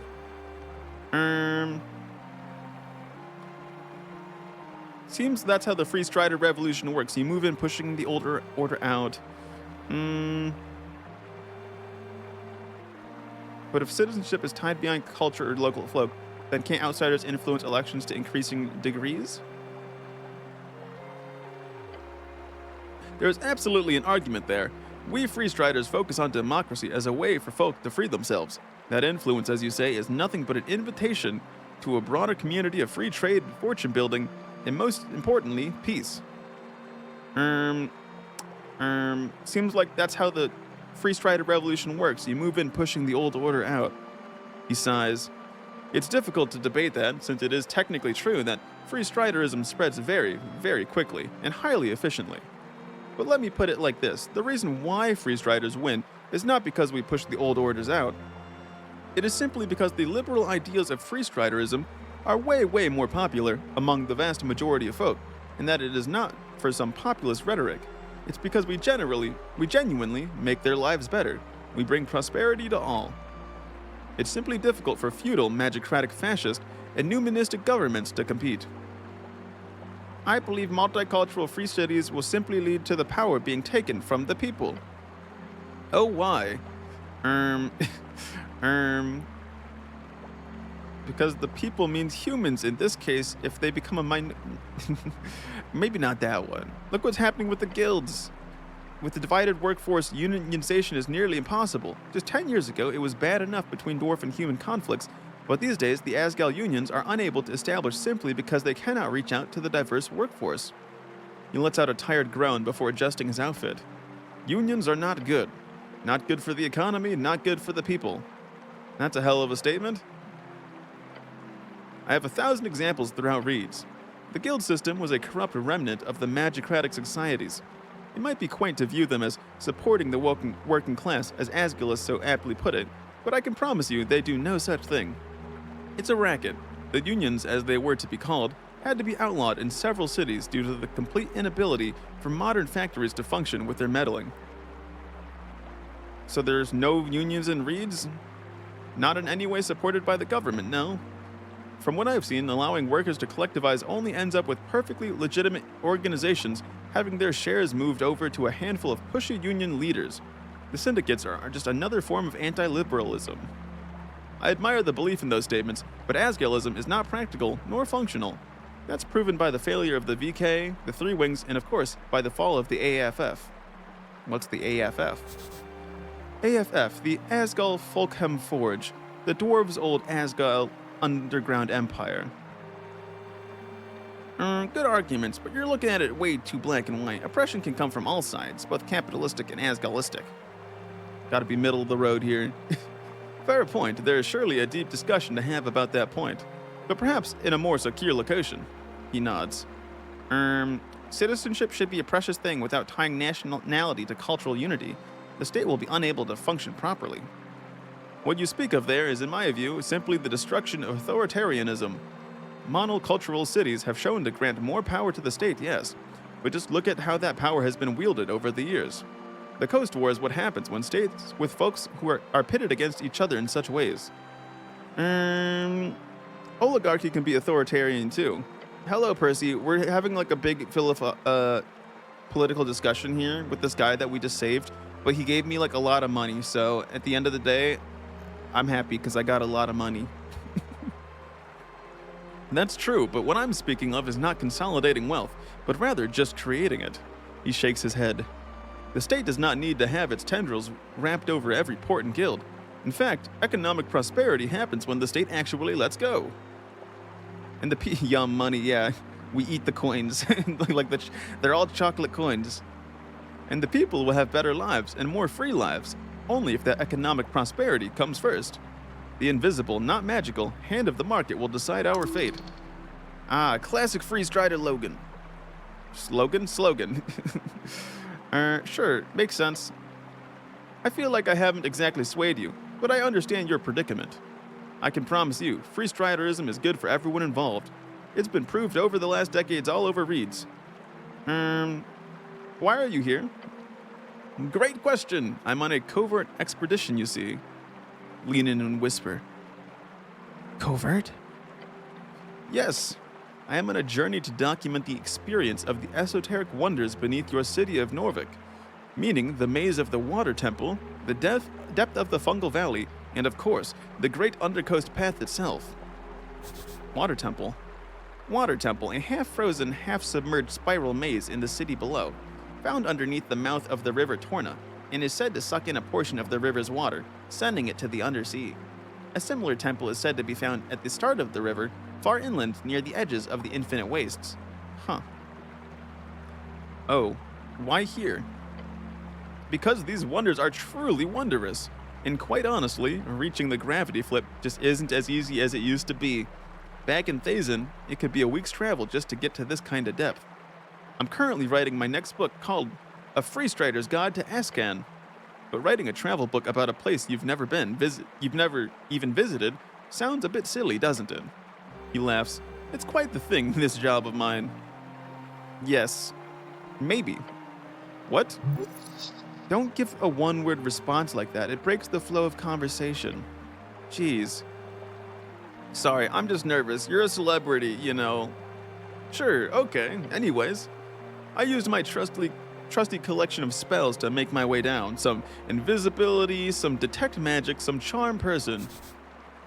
Charm person, a first-level enchantment spell. If the target fails a wisdom check, you'll be their favorite person for a little while. Of course, after that, they will surely hate you. But who cares about that? Following the directions I brought from an old retired cleric, a recommended source, I found the hidden path down from the Tolstad tunnels. Easy trip. Surprised me, really. Did you cast Charm Person on Moongore? The bugbear? Oh, yes, lovely lady. Yes, I had to, unfortunately. Don't think she would have let me pass otherwise. Okay. Really, I'm not one to cast mind-altering spells wildly. It's genuinely a last-case scenario for me. You know a fair amount of spells. He stretches a bit. It's not something I'd like to advertise, but yes, I've been trained since I was a lad. As you might imagine, the horrors of magocracy make magic a less than desirable skill among free city leaders of all kinds. Tell me about this old retired cleric. Is that potentially a suspect? Because I'm starting to think this guy isn't the suspect. Of course. A fellow named Boris. He lives with a monkey. What? What? A gorilla, to be precise. Ape, I suppose. His roommate. I'm not entirely sure why I mention it, but it just seems like the most natural point of interest about Boris's character. I was recommended to him as a source of information about delving in Norvikian navigation. He's apparently served as a cleric here for over 40 years. Hells of a career. I'll have to meet him someday. For sure, he lives near the, what do you call it? The big facility out into the ancient ruins to the south here. The Palace District? That's the one. I'm sure he'd love to talk to you as well. He looks away for a moment. Boris, Yes, a lovely fellow. Probably one of those retired clerics doing side work for the Pest Control Guild. It pays. But man, you gotta meet this guy someday. Like a monkey roommate? What the hell? And then the troll. He groans and rubs his eyes.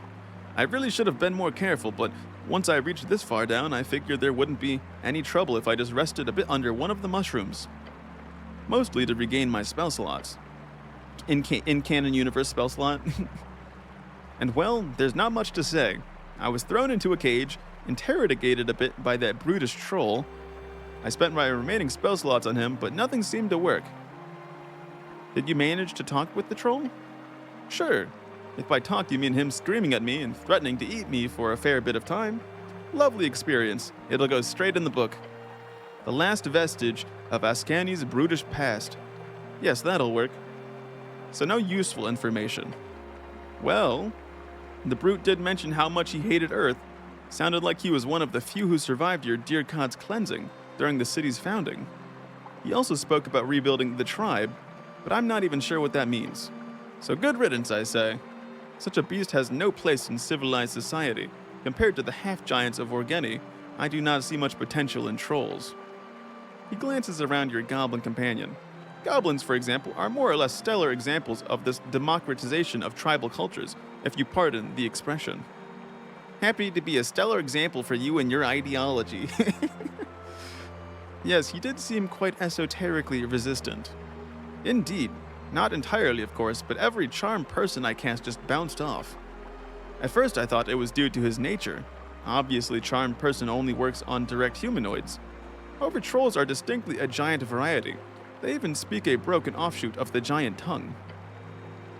So I'm quite confused over it, considering the esoteric freezing around the beast. I'm quite sure there was some strange pocket or biome effect he carried with them. Quite strange. Damn. I wonder, wait. Oh, we could have gotten even cooler shit if we didn't get him killed. Fuck. Either way, he's gone now. Hopefully, the way he fell down into the deeper reaches of the gravity flip should suggest a gruesome death. But don't take anything like that for granted. What makes these parts so wondrous and horrific is both the esoterically unstable nature of these strings. You never know what you'll get. Okay, that's it. I buttered you up.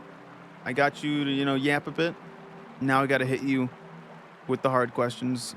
Actually, no. Tell me more about you first. A dangerous thing to ask a merchant prince. Well, I'm a dangerous man. Wink. Oh, he mouths. Cleric? I think you mean wizard snow? Cleric. I'm winking. No, I get it. Very playful. I forgot that I have the helmet, or the bucket in this case. I'm just someone who could very easily talk your ear off. He lets out a hearty laugh and strikes a pose. I've been known to bore officials in every city with my political rants, and intrigue common folk around the coast with my tales. So go ahead, what do you wish to know about Meriadoc Moonwatch? I don't want to tell him to not speak in third person, that's fun. I don't do it that much, do I? Never mind. Right. Damn, didn't think he'd be that sensitive. Wonder what other old bullet holes you can shove a finger into. What is a trade prince? I oversee certain branches of the Moonwatch High Corporation, for one. There are some responsibilities to the revolution, of course, but that's really more of a side hustle, the writing being one of them. Lots of politicking and lots of traveling. A very fun position. Literally your dream job. I'd love to be a trade prince. I can recommend it. If you work your way up, I'm sure you could land yourself an executive position in Norvik's future high corporation. Wow, a job. So how do you become a trade prince? Long story. As in, an actual, very, very long story. I've got time. Here we go. Wonderful. Chad, I don't know what I'd signed up for. This might be a really long story. We'll find out. I was born during the... Oh my god, what the fuck? Okay. I was born during the Battle of Thazin. That's quite the detail, isn't it? The Battle of Thazin with the tanks and the fall of the city? Oh yes. It was the beginning of the end of the Magicrats. My father was the head of a minor noble family in Thazin at the time. He protected us as the city crumbled, and he swore on that day to never again support the Arcanists. That was the day the revolution started as well. In time, my father joined them. As the wizards attempted to rebuild their city, free striderism grew among the people. It was a natural event, like an awakening among all folk. I was there, and I saw it every step of the way. The Arcanists could no longer fly in the skies. They could no longer harness those infinite power sources. We mortals could now strike them down. Me and my sisters have fought with the revolution all of our lives. As we won, our family's trade corporation was regarded as a cornerstone of the Free Strider movement. We were ordained as a high corporation. Once I proved myself worthy as a spreader of the ideals, I was granted a position within the corporation as a trade prince. That's how it's been my life ever since. How old are you? I am 57 years old. I look him up and down. How? He bursts out a wild laugh. He does look quite young for 57. Good gods, yes, I keep forgetting. I don't quite look it. Being a trade prince has its perks. You see, ever heard of a potion of longevity? Potion of longevity. A very rare and powerful potion. It extends the drinker's natural lifespan. However, if too many of them are ingested, the side effects are legendarily bad. If current documentation is to be believed, they have not been brewed since the Arcane era. The life-extending potion? Oh yes! How many have you had? 3. It's quite risky to drink any more though, so I probably won't. You see, they get progressively more side-effecty as the more of them you ingest. And considering what my coven tells me, I should probably be happy with a natural death now. Oh boy. How expensive are they? Arguably invaluable. However, if I were to do some head math, by supporting my personal coven, funding their brewery, and buying all the ingredients, I've probably paid somewhere around 1,000,000 tens for each of them, maybe more.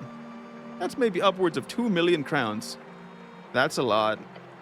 Sure is. I don't think I'm gonna ask, can I have one? That's interesting. Sure is. Although, what if he gave me one though? Not that there would be any mechanical benefit, but like, what if he gave me one? So you're an author. I am. Over the course of a very long and illustrious career, that's only getting started, by the way, I've written over 30 books to date. 5 historical biographies about post-war revolutionaries, those important figures who paved the way for free striderism. Over a dozen highly regarded novellas following the adventures of the fictional mage hunter Pelric Smed. And of course, the rest are my famous travel journals, the main series of which focus on a band of each. So, I've only got 3 more to go. Which bands have you yet to explore? Divinitorum, since I'm still awaiting an official invitation from our Free Strider contacts in the Golden Horde. It would be much easier to explore the mountain and its slopes if I had a celestial bodyguard, would it not? Then Ascani, I'm here to research the book right now. And finally, Yim. As I'm sure you know, it's not exactly a band friendly to outsiders. Even if you ignore the giant magical walls stretching across the eastern and western land paths, as well as the tree creatures tossing boulders at any ships nearing most shores, or the giant ethereal spiders, or the blood curses, or the infinite swamps, or the wild primal spirits. Even if you ignore all of that, Yim's biggest issue for an explorer is simply the fact that we do not have a single contact inside its border. They do exist. We know of many folk who originate from its shores and forest. And strange broken cliffs. However, since the Fade era, there does not seem to exist any large-scale civilizations. One day, I will brave its trails. But it will be the last band I tackle, and it might be my doom. But if there are people inside those walls whose lives could be improved through free striderism, then it is my duty to do so. Wow, you're quite the writer. Sure am. It's something to do during those long winters at my mansion in Thazin, or on those long ship rides across the coast. So you just travel a bunch? Most of every day, every year, yes. I haven't gotten tied down yet, so this exciting lifestyle is what I've chosen. We'll see if that changes in the future. Perhaps I'll get married. Who knows? What about you, good fellow? You tied the knot yet? That's the question you're gonna ask me, bro? Your heart skips a beat. Alert, alert. Whatever you do, do not act weird. Your goblin companion glares at you. Oh, sorry, I must have mumbled. I said, do you have yourself a woman? Or perhaps a man? I'll be honest, I've yet to research how the Earthfolk manage their intimates. Buggering isn't outlawed here, is it? Gods, I hope not. You really can't handle a conversation like this. Can't you dodge it or something? Etir's many eyes land upon you, and then the goblin. Snell, are you okay? Is it... Yeah, this is normal, don't worry, he mutters back to her. Sorry, you must seem like a strange question, but you'd be surprised. There are tons of cities across the coast that try to regulate and codify what people do with their bums. It's all quite ridiculous. We gotta have the conversation, bro. You gotta have the conversation. That's a 15, baby. For a 13. You raise your head. The nervousness is gone. Hope it's not bad to ask. Ask about what? Oh, sorry, I must have been unclear. Just wanted to ask about buggering. The butt? Yes, is it legal here in Norvik? I believe so. Norvik has no laws dictating sexual activity between consenting adults. Legal courtship and marriage is also open between all folk types and adult people over the age of 21 in human-scaled years. It's legal then, good to know. So, about my original query then. You got yourself a special someone at home, my good fellow? Your one and only real weakness. LOL. LOL, a street acronym means lack of ladies, usually derogatory. Clear your throat for an uncomfortable amount of time. No, dude, this is so... Get over it, bro. Get over it. Oh, stare at him nervously. Well, I wish you well in the future, then. If that is a thing you even want to begin with, of course. Many go through life alone, and many do it without a standard experience of love. And that is all valuable as well. I stare. He nods and smiles. Alright. Now, is this the guy who dropped the yellow hat? Most likely, yes. I'll give him his fancy hat. Oh, won't you look at that? It's yours, I assume? It is indeed. I must have lost it at some point. I did get in quite the hurry. He reaches into one of his collected packs and pulls out a book. This is the least I could give you in return. A signed limited edition copy of Beyond Reads. A limited edition signed? Bro, that's so... I could sell this for so much. He hands it to you with gusto. Thanks. I try and infuse my writing with free strider ideals, and it's proven quite popular across the coast. Hopefully it's a sign of the times, of Gia's good fortune to come. This guy gives me like a really big, like, what's the word? Like it's like, you are welcome, citizen, or whatever, and someone else is like, but you didn't do anything. You know? Big that vibe. He smiles and puts on his fancy yellow hat. It doesn't look too good on him. Gods, I love this hat. It's been on a lot of adventures, you know? Anyway, questions I can help you with? Help you with. Words. Hard. Alright, but ads are actually about to start, chat, so, before, I think, I'll let them start automatically when they so do please, but I don't think I'm gonna get into this question because this is gonna be, believe it or not, a big question, I have a feeling, alright? Unless the game decides to troll me big time, and it's actually, like, he's just gonna be like, I was asleep. And like 100% means that for real, Like, that is, it very well could be what happens, you know? It's so crazy.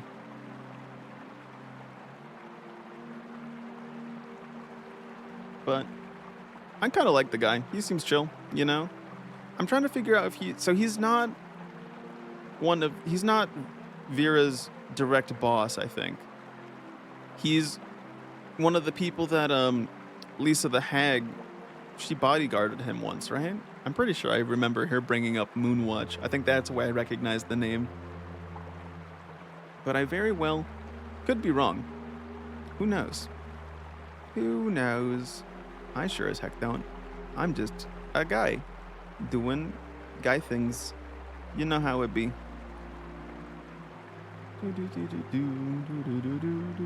Alright, ads in progress. So I will be back, chat, after the ads are done. Okay. See you then.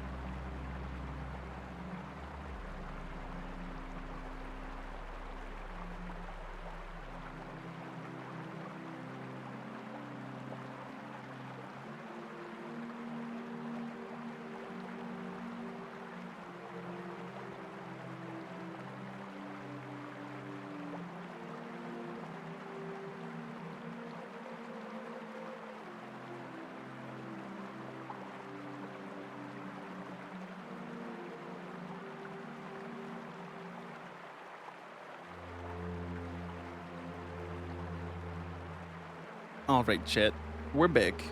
And that means it's time to ask about the tea shop. Here we go. What do you know about the tea shop explosion? His smile drops. I suppose I should tell you a little story. Yeah, we've been looking for you, Mr. Frank Frankson. He nods to the goblin. I hope we can keep this under wraps, of course, but as you might have imagined already, I'm down here without any permit. I don't care, just tell me what you know. He braces himself. I arrived in the morning and planned on taking a stroll through Tolstad before heading down. My presence was a bit of a bad timing, really. A week before the election and a son of Free Thazen arise on the scene? That could cause quite a bit of havoc, and since our dear Ascani Reed's trade company was doing so very well in this election, I did not want to steal any limelight. But then, of course, fate intervenes, and just when I find myself before the Ascani pillar, a darn fireball goes off next to me. Just my luck. So once the raining had stopped, and some goblins started swarming the place, trying to put out the flames, I decided quite quickly that this could end poorly for both my timetable and the poor people who had to deal with this mess. So you snuck away. Indeed. I rushed down the stairs since I already had my direction. I figured I'd postpone the upstairs sightseeing. Head straight down into the below, as you people say. The city below? Stumble into anything on the way? The free strider gives you a solemn frown. I saw something. You see, I have a pair of glasses. They allow me to detect magic, among other things. Ooh. Detect magic, a classic first-level divination spell. It allows the caster to view magical effect, enchantments, illusions, and other esoterical things clearly within a certain range. You don't have access to this currently, but Detect Secret could be a good substitute. What did you see? I saw a man on fire. What? Specifically, I saw the outline of a man, invisible. Wait, what? As in, like... What? An invisible man? Perhaps I should describe it more like a... He scratches his chin, then perks up. Ah, yes. An invisible smoking man. What the... What? My glasses allowed me to see him, or at least the faint outline of his esoteric illusion. Where did you see this? I had just entered the... what is it called? The area right below with all the apartments and the big ravine. Pillar Crossing. You saw this invisible man at the Pillar Crossing. Yes, that's it. I saw him heading across the bridge, or rather, towards the pillar. Okay. Could you tell me any other details? It was clear that it was a man, he was on fire, and he was probably wearing some type of armor, so that's probably the cleric that they said that the dead elf saw. The silhouette made that fairly obvious. A human, I would guess, too tall for a dwarf, too short for a, I don't know, half-giant, but really a humanoid slightly taller than either of us. I'm sure you're experienced with detect magic, but my glasses are not as powerful as that spell usually allows, so sadly all I could see was that silhouette. At what time did you see this? It couldn't have been more than minutes after the explosion. How many seconds does it take to walk from the pillar upstairs to the pillar downstairs? 60 seconds tops. Then perhaps that. I was rushing to get away from the drama after all. What did the man do, though? We're learning some things, chat. We're learning. That's the question worth 1,000,000 tens, eh? A burning invisible man seen right after the explosion? Yeah, I need to know what he did. Meriadoc takes a deep breath. He went inside the pillar. Oh, they can fast travel like me. Inside the pillar, he says. The Pillar of Jor. Elaborate? I agree, that seems reasonable to do. It's strange, but let's be clear. I first thought I saw a strange esoteric event, or a ghost even. Because the silhouette I saw, it went straight into the Pillar of Jor, right in, as if it walked into the stone, and the stone turned into... how do I describe it? A magical mass, warping around the invisible man, his flames being put out, and his being merging into it. A portal. He walked into a portal. That would be my guess, yes? Wherever he went, once he was inside the pillar, his presence disappeared immediately, along with that esoteric force emanating from the stone. I've never seen anything like it, but I have read about it. The Pillars of Jor across the coast, the Arcanist performed many an experiment on them. There have been reports found in hidden documents during the rebuilding of Thazin, you see, not documents from high-ranking Arcanists. This is all kept very secret among the Free Strider ranks, of course. Please tell me, please. I can tell you, but one thing about it, perhaps. I'm gonna find a logical argument why he should tell me everything. I literally just have to roll fucking 2 or higher.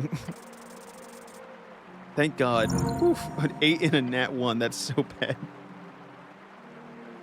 He glances at your angel companion with her hand on the handle of her sword. Yes, this man clearly accepts logic. A rational human. A wizard, even. Mr. Meriadoc Moonwatch, any information you can give me will help in this case. Now push the most rational thing he obviously desires. as any of these foolish freestriders desires. If you know something about the pillar, then telling me will not only help my case, it will also, most importantly, keep the first ever election of Norvik safe. He claps his hands together. You said the magic word, didn't you? Yes, I do worry that this whole event will curse the Freestrider cause. If you can keep things cleaned up. The Freestrider gives a reluctant nod. Fine. As I said, this is top secret, so you did not hear it from me. He crosses his arms and looks out into the mist. The Freestrider ideal is meritocracy without magic. However, obviously we inherited the massive esoterical caches left behind by the Arcanists because of the beheadings. A terrible and idiotic waste of talent. Easy way to get some magical goodies. Kill all the wizards. Okay, dexterity, maybe not all of the wizards. Maybe like we can live, you know?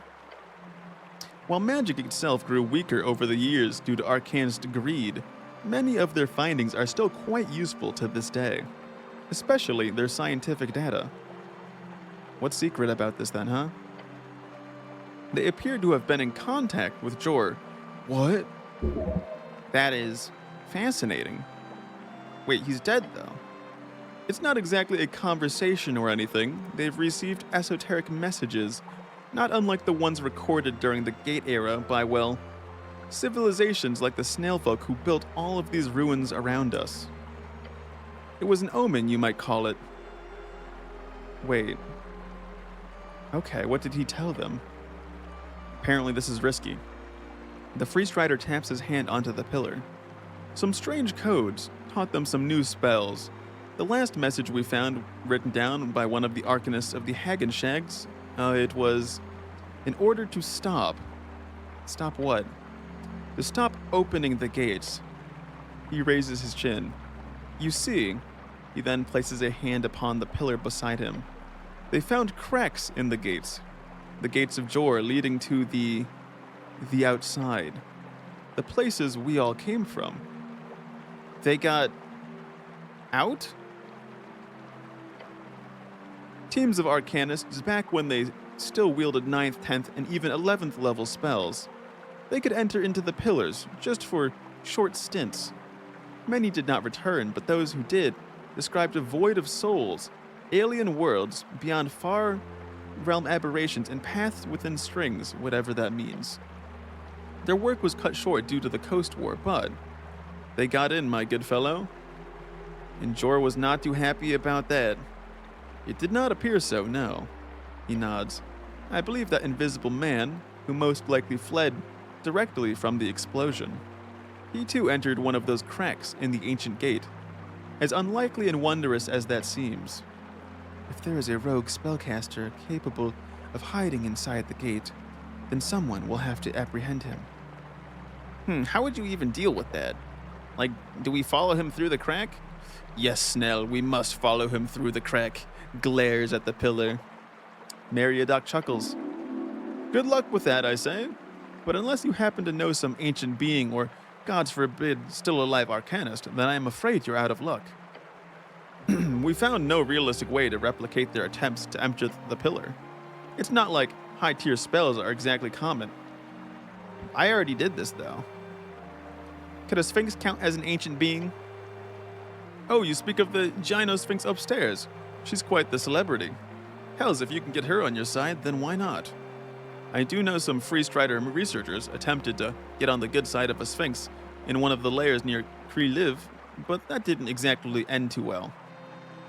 What about an insane demi-lich? I suggest staying away from one of those, but really, even if you had one as your best friend, it probably would not have the power to perform such magic. What about a normal lich? He squints at you. What about it? Just hypothetically. Yeah, sure. Look, liches come in all sizes. We had an entire city run by liches back in Old Dimenor. Some of those arcanists who went inside the cracks and survived were liches. So yeah, if you happen to know a lich, sure. The lich might help you, if they don't just consume your soul first.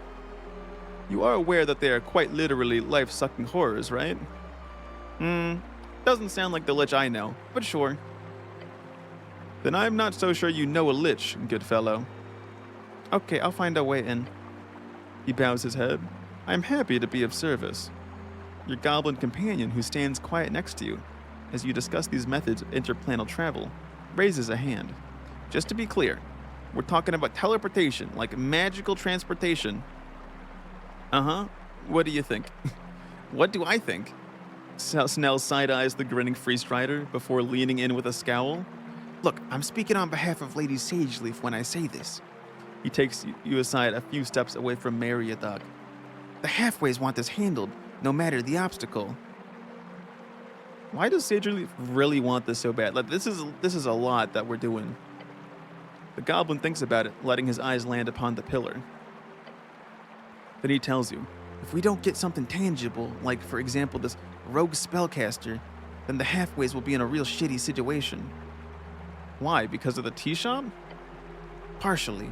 Economically speaking, the city is fucking us all the time. Sorry to break it, but your bosses don't really make it easy for us. Yeah, my bosses suck. Agree to agree. If the city manages to get their way on this whole fireplace failure narrative, along with all those damn zoning disputes, legally, we're looking at getting completely screwed. Lots of tenants we have to house without any permits for the apartments they occupy. Hundreds of buildings across Tolstad, commerce, living space, even some governmental locales. Wait, what? How? Oh, because of the fireplace, then they have to check all the fireplaces, etc., etc. If we don't get something tangible, or at the very least some type of leverage on the dear Magistrate Darrow, then... He lets out an exasperated sigh. I have to do anything I can to stop that from happening. The old lady put her trust in me to handle it. Even if it means, let's have an adventure, Snell, grab my hand. He instinctively grabs it, giving you a solid handshake. Let's have a gods be damned fucking adventure. No matter what. No matter what. Alright, we've decided to go into the Pillar of Jor. Oh, how lovely. I hope you survive if you do. I'll be sure to write a piece about it. But first, do you know a elf here on Tolstad, Mr. Prince? Not really, no. I have a few elven friends in Reeds. But I'm quite new here in Norvik. How come? An elf died in the explosion. Oh, I had no idea. That's certainly a scandal in the making. An elf, you say? Ilum, I assume? Uh-huh. A tragedy, yes. I really don't know if she caused it, or was the target, or was collateral damage, you know? Very much so. Awful, really. He shakes his head. I will leave this investigation to you, but I assure you, I have no contact with any elf in this city of yours. You are unsure if he is speaking truth or not, but his eyes do not waver. Okay. Very well. I think I'll pick myself up here for a bit. I think that darn bastard troll tossed some of my belongings down the riverbed. Hopefully I'll be able to recover some of it. But either way, thank you again, good fellow. You've performed an amazing service for me and the entire revolution, if you believe some of my fans. He presents his palm to you. I owe you a great deal. If we ever cross paths again, I'll be sure to repay you. Don't shake his hand, you'll look like a fool. Yeah, don't shake it. I present my palm. The Free Strider shows you his palms in an open gesture. Well then, if you need anything else, I'll still be here for a little bit. But good luck out there, and if I have time, let us speak on Election Day. I'll be sure to hang around Tolstad when it's time. Okay, bye Prince Moonwatch, bye-bye. I gotta go over here. Troll must have raided some undercoast merchant. Your stomach churns. What's this? A snail door. It allows you to enter. Interesting. What is this? Lingonberries. Oh, this is what, what's her face wanted, right? What's this? You could climb these vines to get up there. To the dead body? What's this? Roots are moving ever so slightly. Is that a helmet on it? What's going on with that helmet? There's a lot of dead bodies here. Something tells me this is a good way to get myself killed. So I'm gonna go to the snail door first. And I'm gonna save. Like a smart player would do. Because believe it or not, chat, I'm very smart, confirmed. Hello? Is anybody in here? Hello? Old prison, Upper Hollow Ridge. Okay. Oh. Do you have any idea? Master, beware! Shit, it's time! How frustrating you— oh my god, this fucking assassin dude. The mask is back on, but she is not hiding her voice anymore. Why does this young woman want to kill you so badly? Time to teach her a lesson. One more time. Bro, I literally have an angel on my team. Why are you fighting me? This piece of shit. Don't let him get away this time. Please roll high on initiative for once. I literally can't roll well on initiative. It's impossible. But I still rolled better than them, thank God. The angel is in motion already. As the angel readies her sword, dark energy surrounds her. A hex, but from where? What? You look around, but seriously, there's no one else here. There's a flash of surprise on the angel's typically impassive face, though malicious energy swirls around here. Is it the room we're in? She fails to swing her sword. You face the assassin and consider your option. We're not here for— no, fuck them. What's your plan here? Killing you, fucker? Well, that's obvious. It's not working out so far, is it? The assassin flourishes the dagger. Yeah, you're not getting away this time. The assassin stumbles for words. You're not getting away. The angel lets out a loud telepathic bark at the assassin. Fool of a girl, you are playing with forces beyond your comprehension. God, she's horrifying.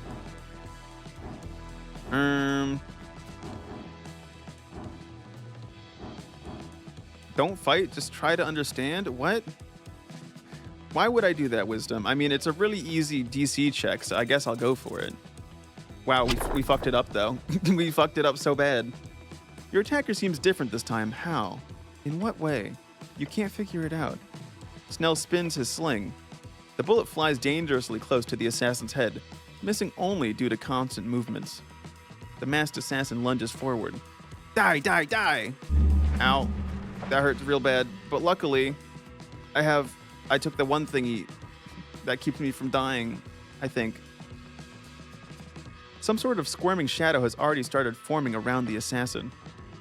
Etier seems to be able to touch the energies that specifically swirl around her. She simply grabs them, and you watch as the ornate hex turns to a stark yellow-white brightness.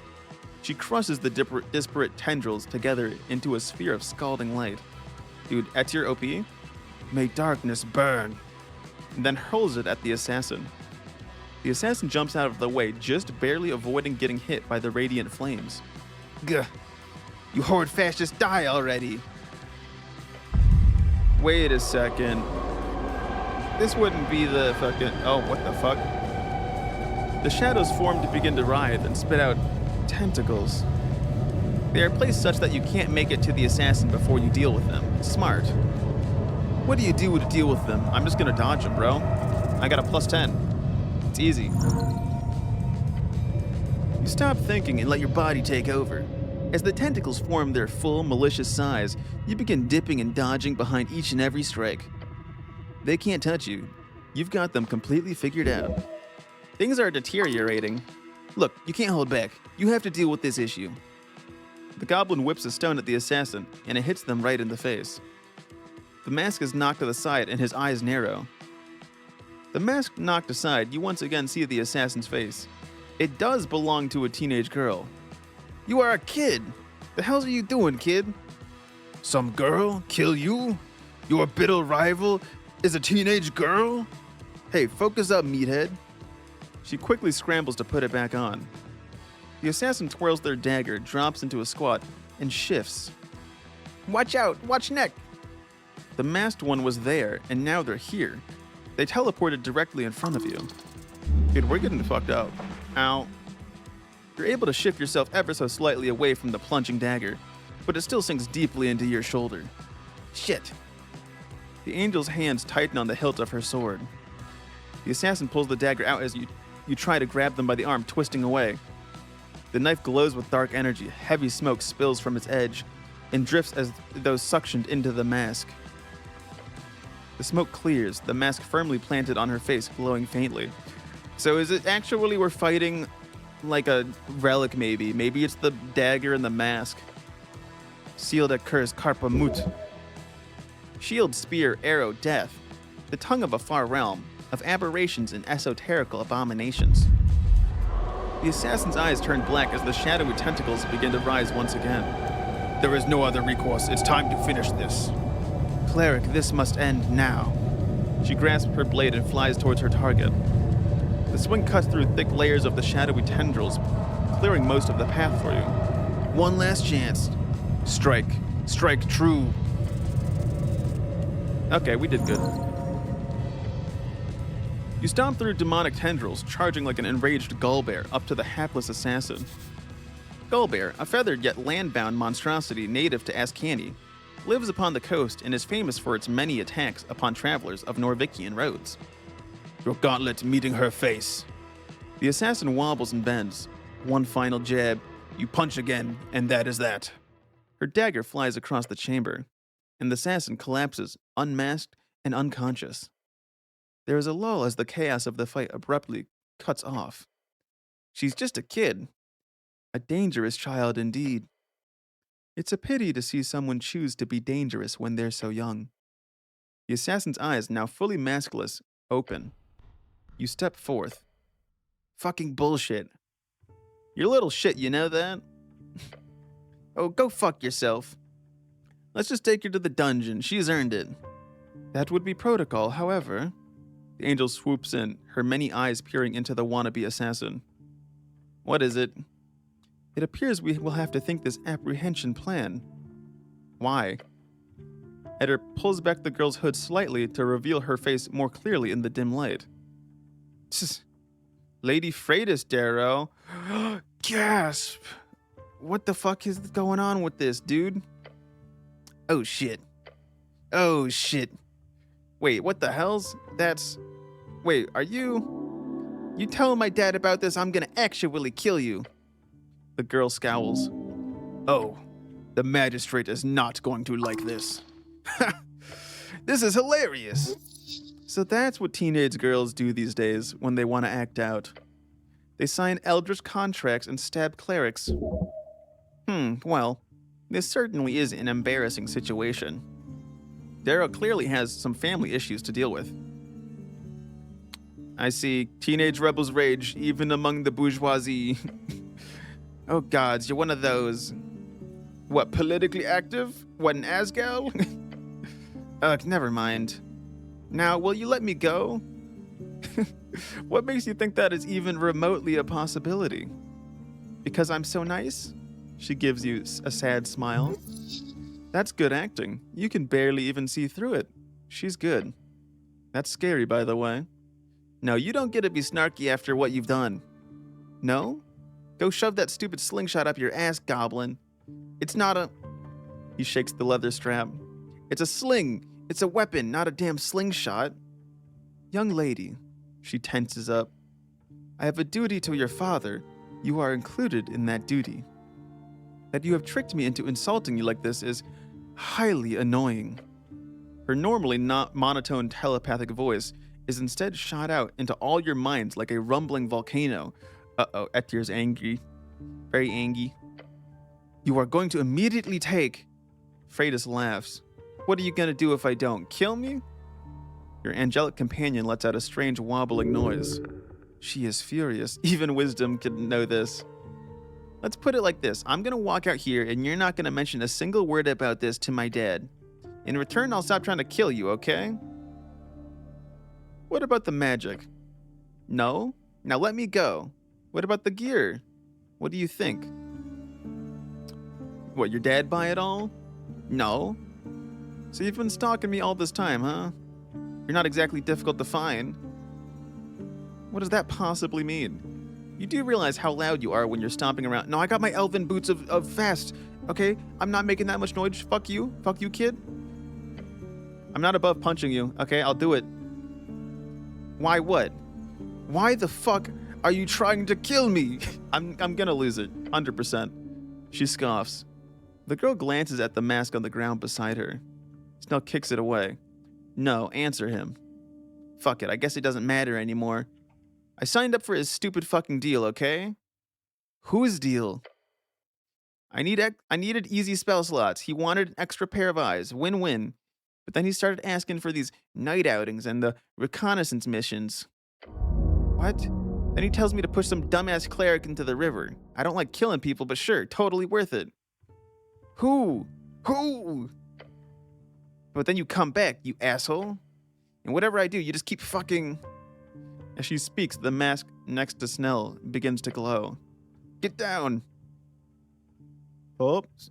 A shadowy patron. Damn it, knew that would happen. Esoteric bullshit. What was that? You happy now? I just broke my damn contract because of you. That is a blessing, young lady. She lets out a loud groan. I'm a warlock, or was. I had a whole thing worked out with Mr. Toilet Worm. What? What? Mr. What now? Whatever. I don't care anymore. This deal was ass, and I didn't want to do it anymore anyway. So there.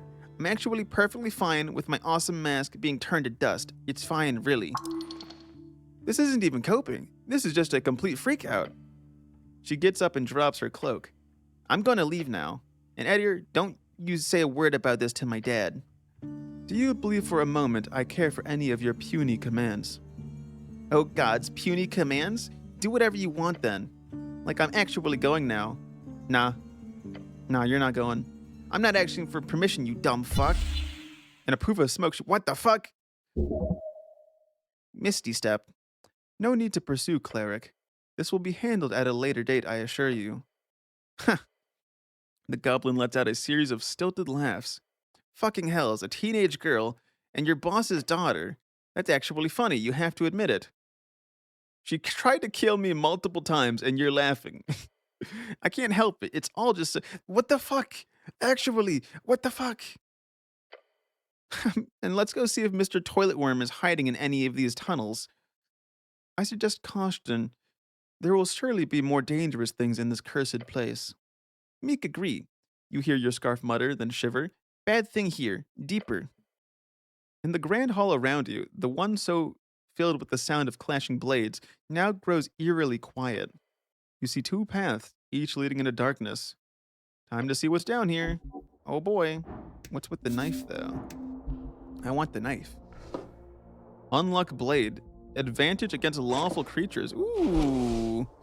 Ooh. Even more dex. Although my current sword is also really good. Wait, what was the description of it? One of those ancient daggers that once had the capability to cast Wish.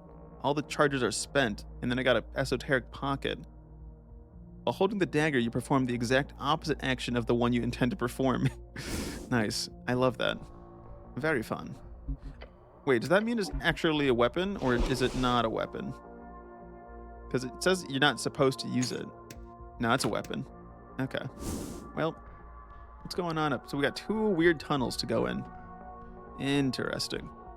Well, I think I'm gonna go fuck with the vines first, is my conclusion. I should probably save as well, after all that shenanigans that just happened. Like, holy moly. So much stuff. I'm glad I'm finally not being hunted anymore. That's cool. Let's climb up here. Thick rubbery vines drape over the ancient spiraling concrete. It is a vertical ascent of roughly 20 feet. The Tulin did not do stairs. Whatever steps you have found in their architecture was added eras later. The vines are slick with fungal humidity. It's gonna be slippery. It's gonna be rough. A fall from this height onto the fungal floor below. Flesh turns to jelly. I mean, it's literally just a DC5 check. Come on, gang. Chill. It can't be that hard. Sure, I rolled a 2, but that's a 12. Okay, chill. You grab the vines, testing the weight. Light as a feather. You avoid the slick spots where the ancient resin is pooled. Calculating friction coefficients in real time. Your boots find a knot. Your hands find a loop. Efficient, clean. You are at the top of the ruin. Okay. So what's up with this dead body, huh? Anything on you? Used to belong to a druid? Ooh, speak with plants. Something tells me that would be useful because the plants are about to fuck me up over here, aren't they? If I try to do all this stuff. You know? So I'm gonna have to walk all the way back and get my my spells going. You are at the bottom of the fungal wall. Wow. Wowee. All right, here we go. We keep going. We don't sleep, okay? Sleep is for the weak, I tell you. I would never require such a thing ever. Unless maybe I should go to sleep. I don't know. It's a bit too late at this point. I'm being honest. It's a bit too late to go back now. All right, let's prepare my spells. Boom, boom, boom. Boom, boom. Boom, boom, boom. Oh, yeah, I should you get a light so I can find things. That would be a good idea. Oh, it's a 3rd level spell. I see, I see. I'm gonna go consume more incense. That seems like a good idea. And then I'm also going to consume a dream patch so that I have a 3rd level spell slot available after I use my speak with plants. That seems like a good idea. Or so I think. I'm so fast. Holy shit. They can't possibly keep up with me. Atir and Snell are so slow, guys. It's crazy. One day they'll catch up, though. One day. One day. All right. I talked to the plants. At the foot of the snail ruins, you watch a mass of writhing roots moving about, ever so slowly, around a series of corpses. Look at the skeleton in the center with the... That is a lovely helmet. You see it straddled upon the brow of a skeletal face. It must be late Fade era or early Divine era. However, a corpse would never remain this intact over hundreds of years without esoteric means. Most likely, these were adventurers from a later era who simply used that ancient helmet. I hope you're not thinking of what I'm thinking. Oh, I'm thinking, Snell. The roots wriggle and writhe a bit more. I will talk to the plants. Hello, plants. You trace the spiral in the air, each string of primal energy focused upon this collective life before you. It writhes. The writhing becomes sound. The sound becomes words. It speaks. You listen. Who comes to step on our rooted being? Oh shit, right. Speak with plants. Cool. I'll let you do the talking, though, Mr. Druid. I'm a great wizard of the above. Wizard? Yeah, something like that. The writhing mess of roots lets out a low groan. Anadla, Yefutweadal. Slowly, the spell appears to attune you to the primal essence of this life form. We hold, you speak. We find interest, we answer. Ask something interesting, it might help you. What can you tell me about these ruins here? Inside, the Trifler, the beast of many eyes who lives in pipes. Beware, it is a warning. Beware.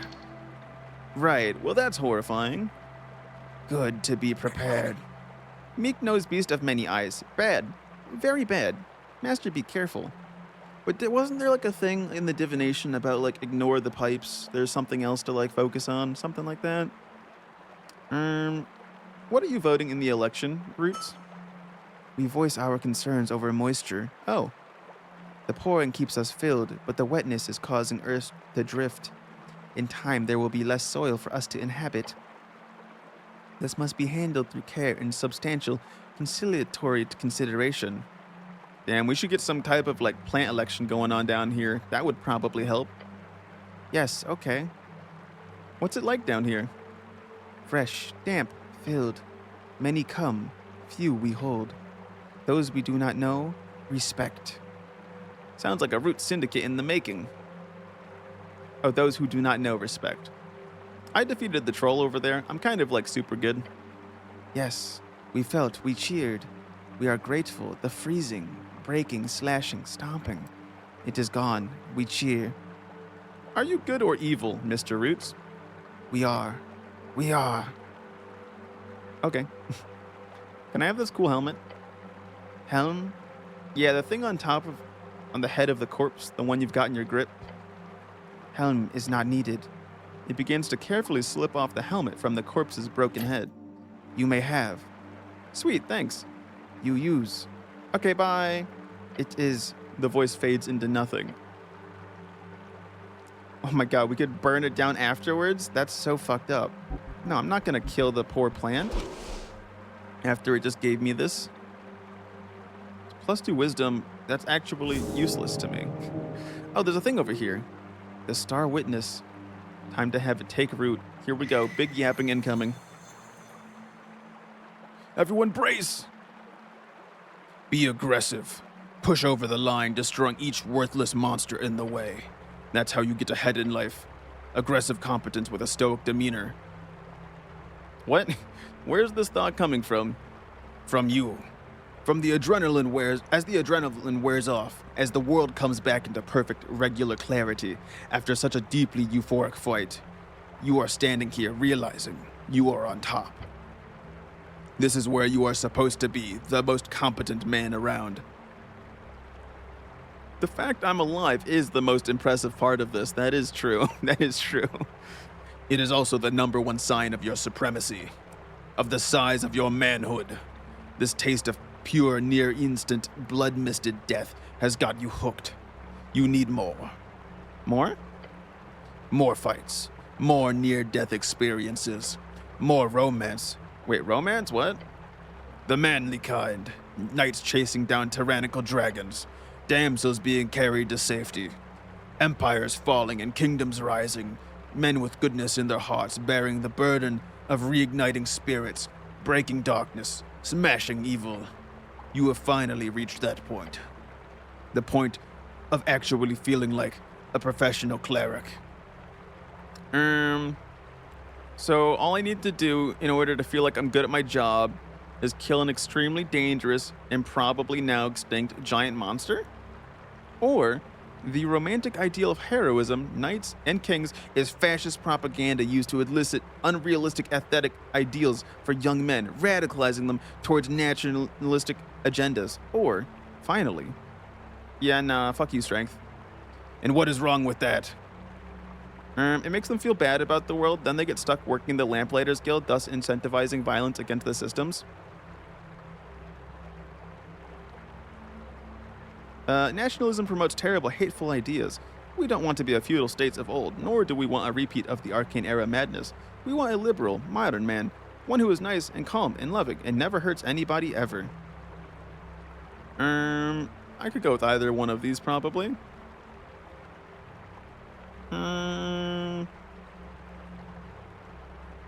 We'll do this one. Violence is not always the answer, but if there is no capability of violence, then what stops the system from walking all over you? Democracy? Question mark? If democracy is your saving grace, what's stopping the system from removing that as well? There is a self-destructive hatred festering within men, within you. Some might say it is driven by the forces of various powers in the world. Some might say it is inherent to this post-war era, but this does not help anyone. A man is not inherently evil for desiring greatness, nor is he mad for throwing himself into danger. There is always a need for men to take and protect and rule. What is needed is a way for men to dream freely, to aim towards the ultimate greatness of the self, aimed at helping everyone around. So they do not become thieves or tyrants or ruthless gatekeepers. If there are no positive outlets for these desires, then that is exactly where they will end up. A generation of men told to be calm and nice will grow up to be violent and wild. A generation of men told to be competent and good will grow up to be wise kings and lovable people. Simple as. I see the point, but I think it's a little bit more complex than that, buddy. It always is, annoyingly so. Feels like you might be leaning in the wrong direction here. The goal isn't to break yourself for some illusionary audience. It's not? It's not? Oh yes. Risk assessment, baby. The larger the creature is, the more you should be getting paid. Not in troves or loot, that shit's a nice bonus, but you gotta get this on paper before you dive in. If you're ever fighting a troll again, you'll be doing so for maximized hourly rate with every possible gruesome death calculated into that final price. Your life on the line? That pouch is getting fat. Them's the rules. Like the Pest Control Guild? Sure, but like, way more lucrative. Clerics are in high demand, especially these days. Clerics with your kind of esoteric know-how? Invaluable. I do like getting paid a livable wage. That is true. Oh yes, the towers are infamous for their tight budgets after all. Gotta make a living somehow. Taking the gamble for pay is good, sure, but to actually live to tell the tale, for that you need more than luck. You'll need the luck of the fool. I'm lucky? Well, every time you head down here, it's a gamble. Every time you take on a job, and there will surely be even more ruthless jobs than that troll in the future, you will roll the die. That die being a 50-50 chance of death and destruction. What did the red one call it? Getting blood misted? Instantaneous and smashing. That's it. That's what you're risking every time. So embrace it. Focus on being really, really lucky. You have survived long enough on gut and feeling, and ultimately pointless gambles. It is time to calculate your odds properly. Tell me more. As you can clearly evaluate, each time you take on a challenge, your outcomes are quite extreme. It appears you are just as likely to succeed in an unlikely and extreme manner as much as you commonly find yourself in a radical and rather terrible failure. That might be true. It is. Even by recognizing your personal skill level involved in any particular task, the overwhelming power of chance is evidently your clearest ally. This is bad. Instead, let us lean upon the strings of balance.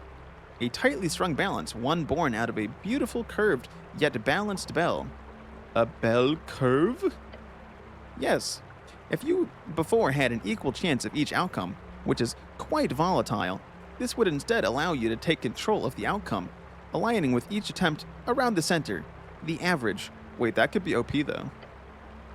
This would reliably increase your odds at succeeding at tasks you are equipped to handle, while dramatically decreasing your failure rate at those you are not. I understand what this means. Obviously, it is quite rudimentary. Of course, this would impact both you and your opponents. Jory's strings are universal after all. Okay, let's see luck of the fool. If you're gonna gamble, might as well save yourself for the biggest fails. Whenever I roll a natural 1, you get another result and take 1d4 damage. This effect can repeat to infinity. The damage cannot take you below 1 HP though. I see. Tell me about dungeoneering reflexes. You've dodged enough shit to get down here. In the future, you'll be ready for anything. Whenever I roll 10 or below, add an extra proficiency to the roll. Okay. So that helps me if I roll low, which is kind of useful. Professional cleric. This is it. You feel it. Finally, you are competent. You cannot critically fail. Curved yet balanced bell. Naturally, you should only take on challenges you are capable of succeeding at. This will lower any risks involved. Whenever any d20 is rolled, the strings of Jorg causes the outcome to lean towards 10. The chance of critical rolls are diminished. See, that's good for me because I do have really high numbers, but at the same time, I kind of want to do dungeoneering reflexes. I think that's the most useful for me because it's going to do something similar to intelligence without forcing me to be average. Yeah, I'm going to go with dungeoneering reflexes, I think. These are all tools of your trade. Each will help you in some way. Your choice here is to focus on one path. The gamble, the delve, the veteran, or the thinker. I'm going to go with the delve. Time to make a proper living. Thus it goes. Guess I'm a troll killer now. Yippee! Alright, chat. Well, that was pretty neat. Anything else? Nope, nothing else. Dude, I've got 18 points, and being a wizard, what happens when I get to the end? What happens then? I need to know. I must know. The people want to know. I'm gonna see if I can touch the pillar and follow the dude in right now, or not.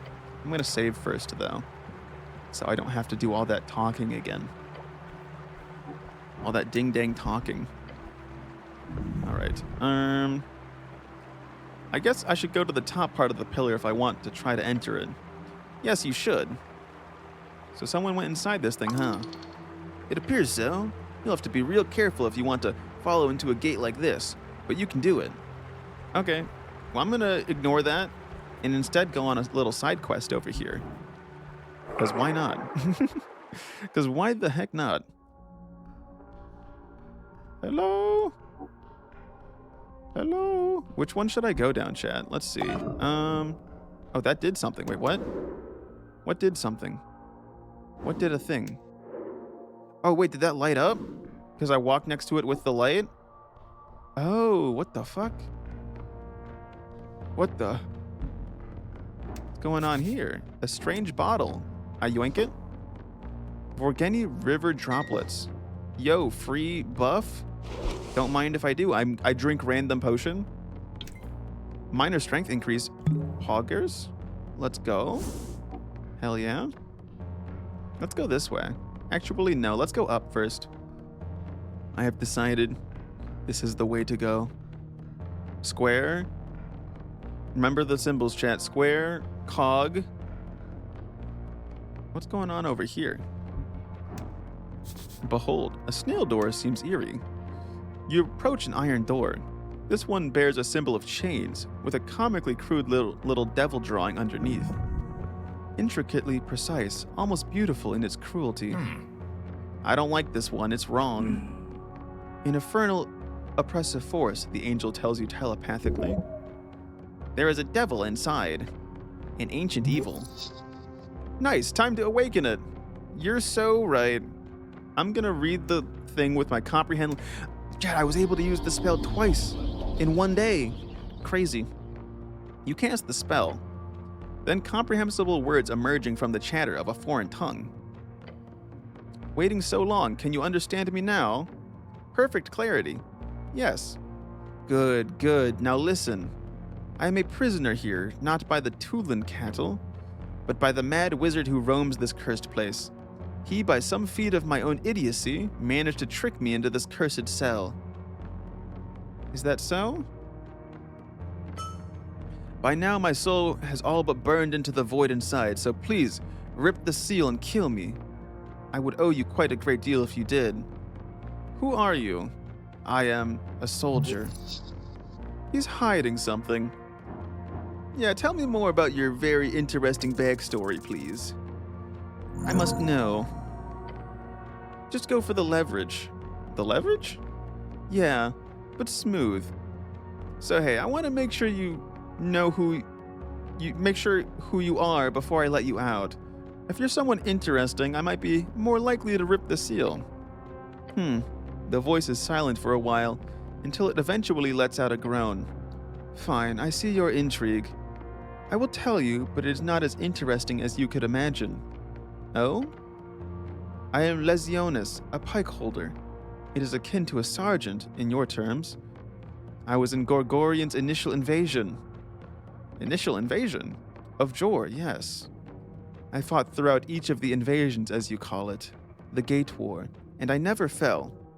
Through hundreds of years of constant battle, I lived through his fall. His generals all have ruined or destroyed over the millennia. If you believe the Blood City Council, however, I lived. Oh wait, oh yeah, Gregorian the Devil. I see. I lived through his fall.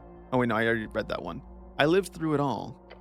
And now I'm here, stuck in this foul, damned, quite annoying iron gate, entirely due to my own fault. The Mad Wizard and the Trove? Indeed. Since the Coast War ended that messy brawl, I have been following rumors of various artifacts stolen by your human arcanists. Those artifacts were hidden, scattered, sometimes handed down to these freestriders, sometimes buried in hidden troves. One such trove is rumored to be found in the ruins of the Tulin cattle, where your city of Norvik now stands. So I snuck in from the earth to find my contact, this Hagenshags. Oh, Meek's master. A mistake, of course, but my hubris caused me to underestimate the little man. That, along with my unluck on some part, caused me to get stuck here. For now, I would be happy to lose my physical body. Ow. Hello, Gorgo. And be reborn in Blood Bay City. Please rip the seal if we ever meet again. I promise I am in your debt, human. Ow. Hello, Gorgo. Helping a devil is not always a bad idea, even if they are naturally evil. I mean, I don't see why not. He doesn't seem that worse than your average top rank on this part of the coast. Let's see. Mad Wizard? A man of House Hagenshags. He went mad years ago, taken by the beyond, surely by now. I came to these ruins via the Undercoast Sea, all to avoid you humans above. Yet the trove he promised me was but a ruse. No offense, but I'm not one to ever put my hope in a human again. None taken. I hate humans. Looks at Chad. A self-loathing human. Oh, how the times change. You sure are talking a lot. I have been here for a long time, stranger. Indulge me. Well, what do you want? Freedom. Simple, direct. Break the seal. Let my spirit fly. I will return to Gorgorian's corpse as I should have done years ago. Honest as least. And then what? Then I return to some smaller form. Hopefully not an imp, but we will see. Okay. Oh, will you kill me, human? No, break the spell? What does that do? I'm confused. What's the difference? Break the spell versus break the seal. I'm gonna do... I don't know, because if breaking the spell, does that mean like I get to have them with me? I'm gonna say no. Chapu. Hello? Kudo Tom. The voice is rough, military. Oh, so this is just me. Oh, that was me. Oh, wait. Okay, 1 second. I'm gonna redo this. Or maybe I rip the seal now.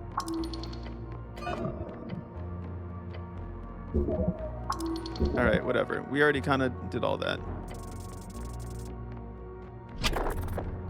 Hi, Takeg. Or Tag K. Hello, Rose. That's even worse than the other one. Alright, I'm gonna redo this bit because I did not... Oh, never mind. Apparently... Wait, what the fuck? Alright, 1 second. I want to reload. I want to reload, chat. I'm going to be a little... This is one of my... I'm using my freely reload right now. Right now, okay? I'm allowed to do it. I'd rather just free it straight up. Because I didn't understand what they meant by no. Break the spell. They meant no break the spell, aka as in comprehend languages. That's what they meant.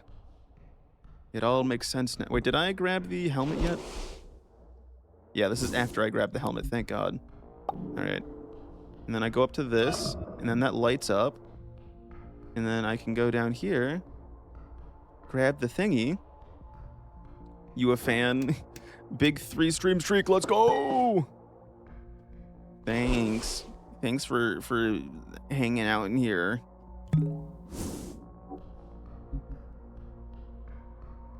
Alright, we're gonna do that again from the top.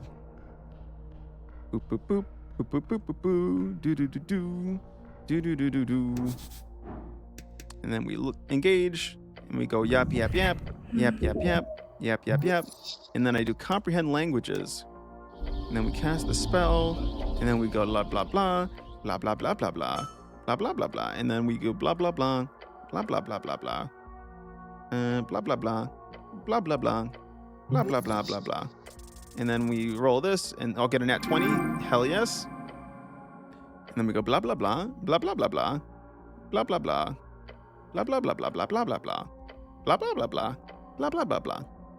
Blah, blah, blah. Blah, blah, blah, blah, blah. Blah, blah, blah. Blah, blah, blah, blah. Blah, blah, blah, blah, blah, blah, blah. Blah, blah, blah. Blah, blah, blah, blah, blah. Blah, blah. Blah, blah, blah, blah, blah, blah. What do you want? Freedom. Simple, direct. Blah, blah, blah. And then what? And then there we go. Okay. I'm gonna rip the seal. I have no reason not to, really. Okay. Thank you. The gratitude is actually genuine. What a lovely guy. Break the seal. Set me free. I rip it. You grab the paper. It tears easily. Too easily. The seal shatters. Not flame, not smoke. It's spirit. A devil's essence. It rushes past you. Toward Blood City Bay. Toward Gargorian's corpse. Into your mind. Don't let it in. Wait, what? Uh-oh. Ooh, nat 20, baby. Simple as... The spirit passes, but it doesn't take hold. Your will is too strong. Wonderful. Thank you, human. Then you hear a faint cackling laugh. A whisper fading. Blah, blah, blah, yappa, yappa. That's me. That's what I do. You know me, good old gate egg. Fading into nothing. Well, that's fucking ominous. Okay, so I may or may not have just released a devil halfway across the world, but you know what they say? Not my problem. The devil is gone, flying across the coast to Blood City Bay to regenerate. I didn't just doom someone, did I? It is possible. The angel offers no comforts. Thanks, Edir. You always know what to say. Snell steps up and taps you on the back. I wouldn't worry about it. Now, can we go? Yeah, let's go. Oh, I literally didn't even have to do any of that, did I, huh? Well, it's ad time, so I am going to use the bathroom, chat. I'll see you in like 3 minutes. BRB.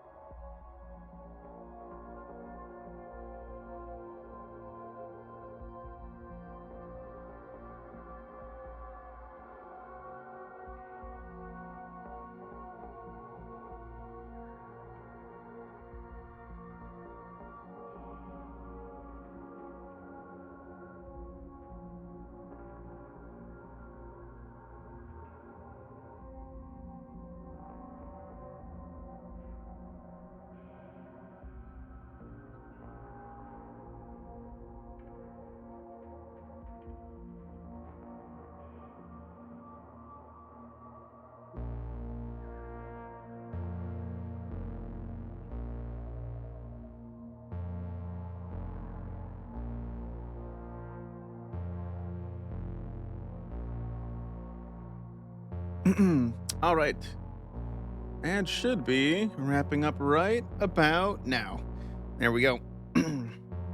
So, me touching that door, was there literally zero purpose in me doing that? Because it didn't lead anywhere, that's for sure. What the fuck is going on over here? Okay, this feels sus. This feels very suspicious, I must admit. Alright, what about this one here? Is this another devil? And even more devils imprisoned in these doors? You approach the iron door. On it, a paper carrying a symbol. Hi, Rose. Hello. It looks like a flame. Is it just me, or is this door a bit hot? An elemental, the angel sends you a message. Your goblin companion takes a step away from it. A faint sound like a whisper in the tunnel. Mortal. Are all of these doors have, like, people trapped inside them? Is that what's going on? Or I guess the seals are trapping them inside them. That's me. Hello. I wish for you to know my peril. I am Galbatar, the one of the pearled flame. I have been trapped here for many eras.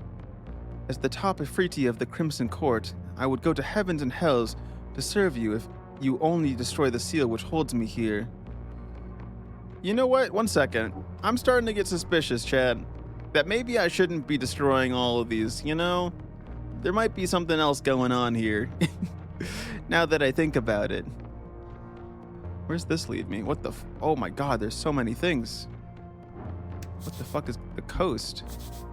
Divinitorum, Ascan, the fortress. Oops. No, get out of the way, Atir. I'm trying to look at things. Tay-tag, what doing? I'm trying to figure out what the fuck's going on here. There's a bunch of crazy things. Today, this is Cursed Land. Various dragon thrones of Old Diminor. Your homeland, Jor's Point. What is going on here? You step out onto the little lines. It's faintly lit. The chamber collapsed, rubble strewn across its surface. What you see is a slice, 1/8 of a greater whole. Of Ascani, yes. Damn. However, it is old. Mountains and rivers alone do not align with any modern-day interpretation. Despite that, the shape... Take-heg, you're hungry? Well, Rose, you know, you might have to, you might have to go get food. Or, I would love for this to be a thing that people could do. Learn to photosynthesize. Just exist with the sun. Although, unfortunately, we aren't plants, so... Unless you gotta try really, really hard to become a plant so you can photosynthesize. Despite that, the shape of the coastline and, of course, the ever-standing fortress of Verdun show it clearly. This is Ascani during the era of the Snailfolk. You seeing this shit, guys? I sure am. It's a map, right?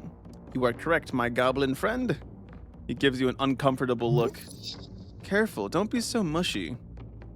Must be thousands of years old. Look at the little snail people on it. Atir's many eyes glance over it, lighting it with a slight sacred flame. Early Fade era.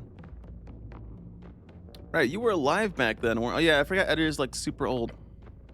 This realm is young, cleric. The 5 dragons each were older than anything born on Jor. Remember that.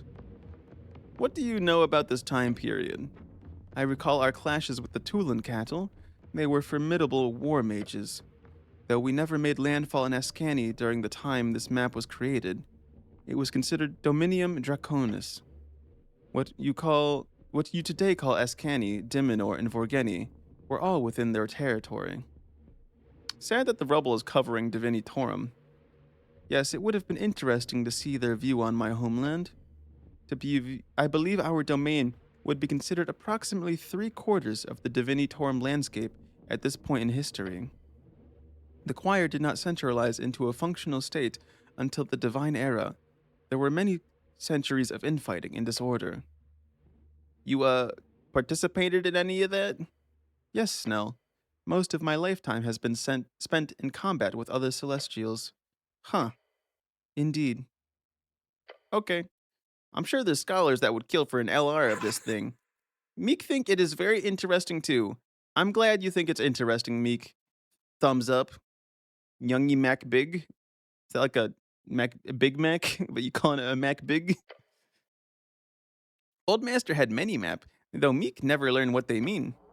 Anyways, look at Jor's Ocean.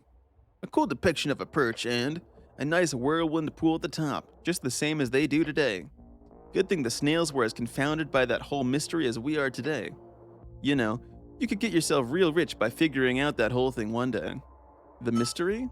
Yeah, the mystery behind Jor's Point. It was like the place where that big whale first entered, through the first of Jor's gates or whatever. But no one who ever tries to sail directly seaward ever returns.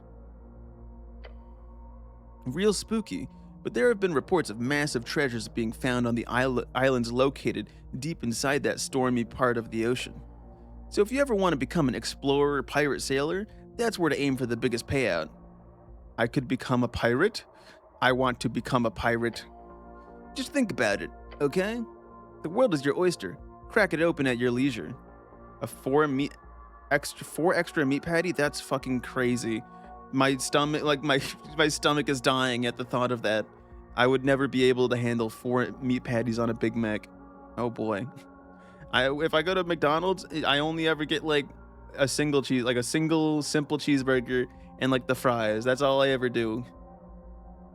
Cause too much is my poor little body can't handle it. Let's look at the dragons. 3 of them can be seen, a red, a green, and a black. Which dragons are missing? Felgentior, the Blue Thunder, and the Mad Drake Alganoth, of course. Those are the big 5 who fought during the Draconic Civil War, the ones all humans are taught to despise. I don't hate the dragons. They brought my people to this lovely world. I don't think about dragons. Good. They are but relics of a bygone era. Let's look at the red dragon. Esuth, the red dragon of Ascan, the scourge of the coast, the largest of all known dragons throughout Jor's history. Luckily, he was slain long ago.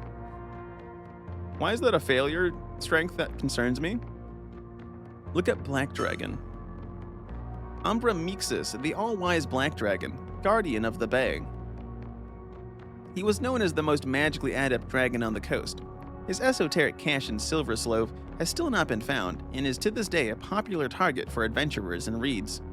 Look at Green Dragon. Tizelrendanor, the great green dragon.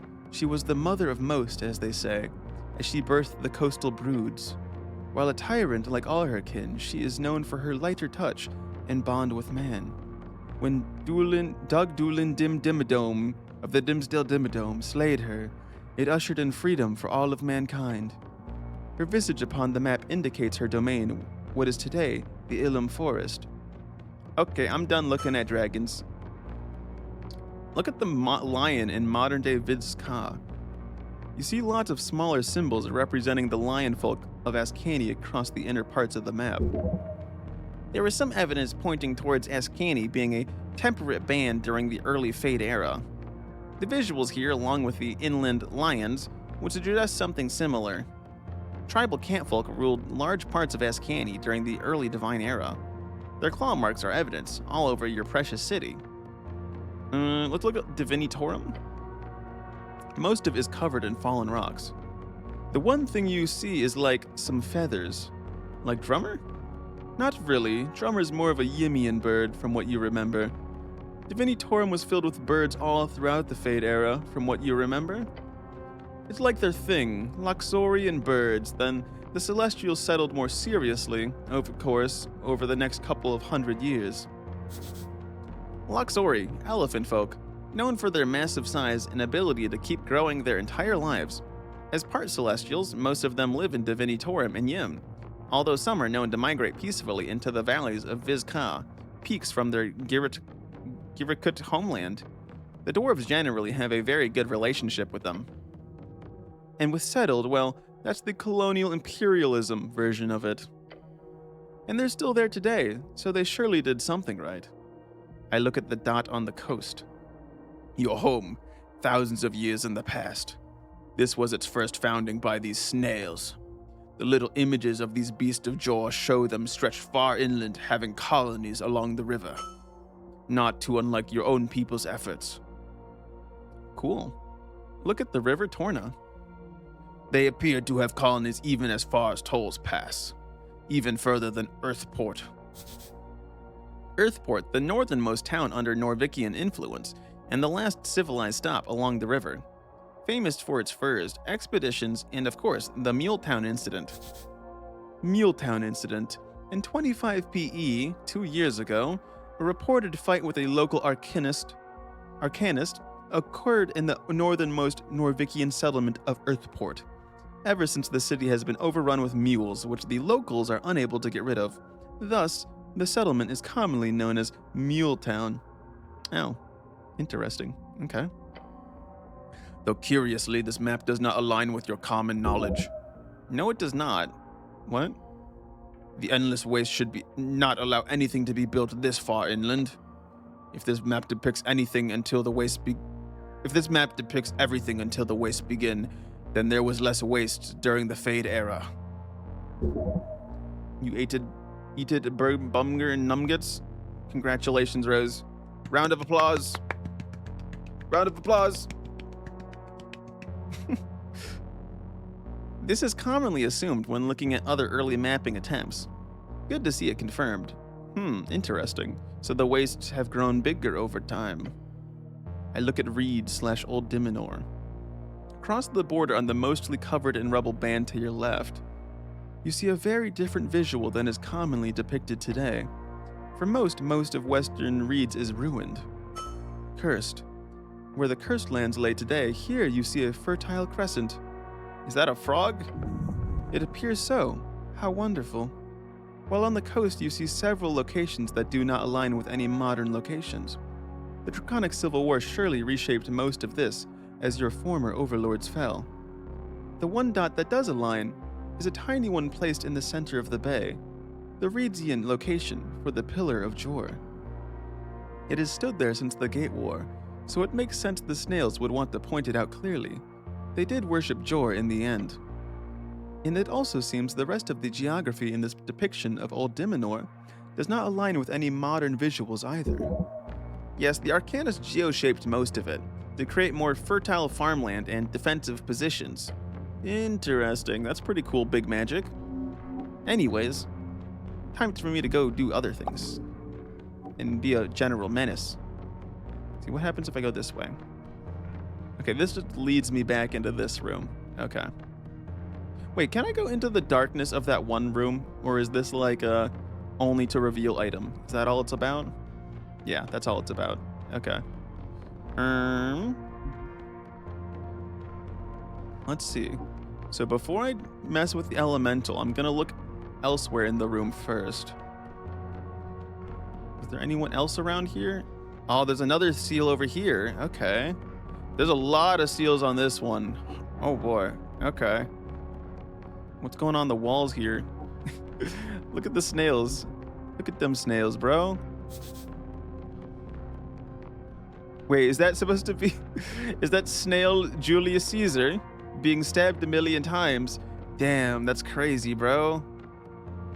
Does that snail have strawberry stickers on it? I can't tell. Wow. Now this is culture right here. Now this is real culture.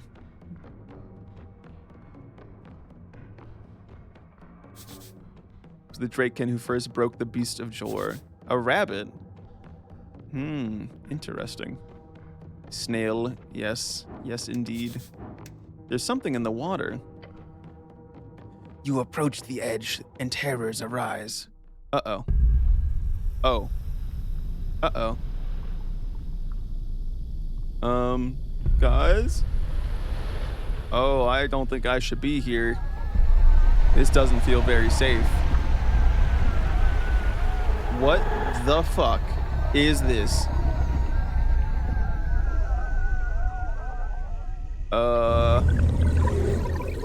Hello, Ragan. Everglad him in the pipes.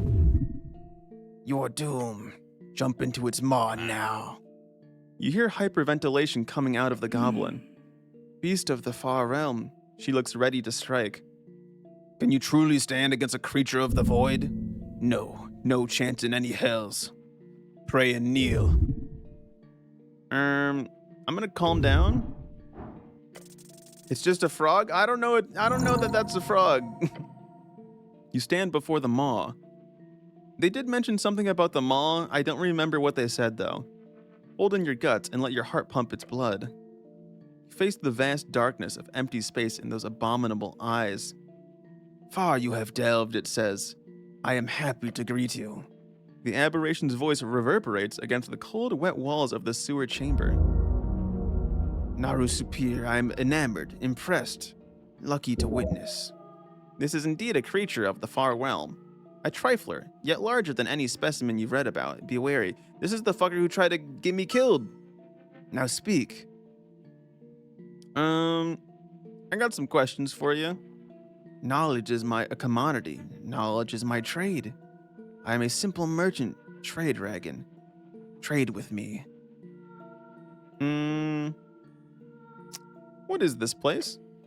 Stones laid by snails. This was their prison, a complex to throw the unwanted and wicked for centuries. Then they burned, millennia pass. Dwarves repurposed it. A cistern, each pipe spread to voices, thoughts, talks, and whispers. I love it. A deep growl causes the ground to near quake. Your guts press against your lower throat. I have to pay to ask questions? Each thought carries costs. I am generous. Cheap thoughts I give freely. Expensive ones will require sacrifice. This guy's clearly aware of how incredibly ominous he's being. He is very much messing with you. Edir, what do you suggest? You see her clinging onto her blade. This is beyond our combined strength. I suggest diplomacy. She appears calm and collected. You okay, Snell?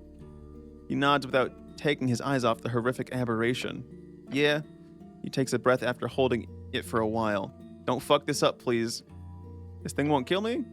It does not look like it. Not now. What are you? I am the other which is beyond, not the big other that you keep close to your chest. The small other, that is I, what you find yourself longing for in the dark. The fuck is he talking about? Why are you just standing here? Why is the world built to contain things like this? Run, run, run! I cannot run. I need to speak. Dexterity, chill. Oh god, it's some kind of aberration aura thing, isn't it? This day just keeps getting worse. Do you have a license for this pool? The maw widens slightly, a few painfully long seconds before you finish your question. I have never been asked that question. Yes, I'm very original. Thank you. It lets out a low, chuckling growl along with the answer, yes, Raggan. To answer, I bought a delve and prospecting license under my legal name in 501 AE. Oh, really? Yes, the paperwork is archived. If you require it, I can get it prepared within 5 to 7 office days. Oh, okay. I'll come back to get it then. Wonderful. This is your legal name? Are you the one called Everglad? Yes. That is the name I adopted. Uh-oh.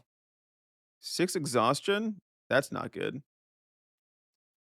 The original title of my claim was considered too difficult.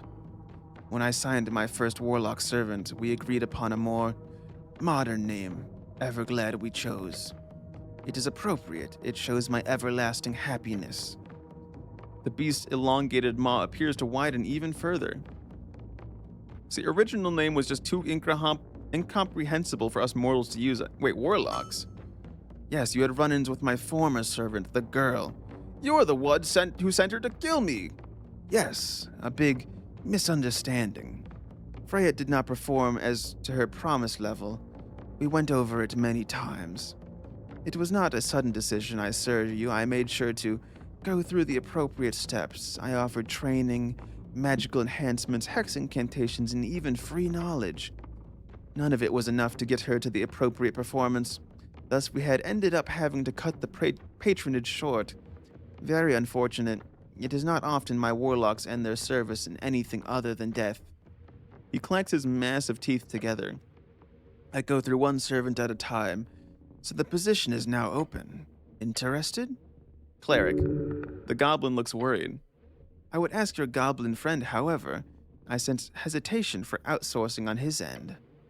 Uh-huh. You sent your warlock to kill me, and then offered me their job as your servant? Well, it is something to be considered. Your performance, after all, is very admirable. You know what, Chet? It's a really dumb idea, but I have to go for the risk. This seems so just stupid and silly. I'll take it. Cleric, what are you doing? The maw widens with a loud laugh. Excellent enthusiasm. I am happy to see it. We can discuss it later. I do not wish to push you into anything. I offer nothing but the best of terms as a patron of the dark. Could be cool. By the gods, do not. You haven't explained why you tried to kill me. That is correct. Why did you try to kill me? Such knowledge comes at a price. The monster eyes focus on you. There are many things I know. Many things I know you want to know. My trade works as such. You tell me a secret which I do not know. I then grant you access to knowledge beyond yourself. A fair exchange, free trade. You sure you're not a free strider? Not quite, no, though I admire their propensity for intrigue. The tentacles writhe around the cistern. It goes like this. You hand me a secret, I value its depth. I grant you knowledge in return, a fair trader's offer, I assure you. Okay, sounds good. Good. The monster just stares at you, waiting for something.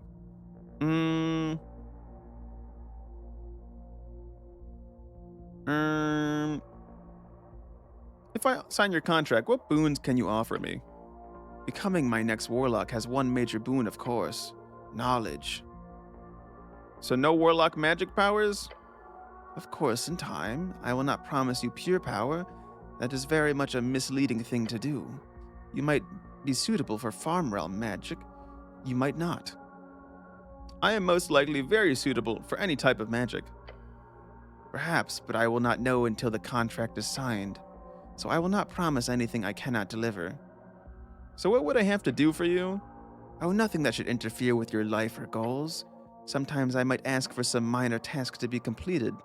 Nothing straight away. What kind of tasks? Eavesdropping in places I do not have access. Delivering messages to important people. Handling art effects at times.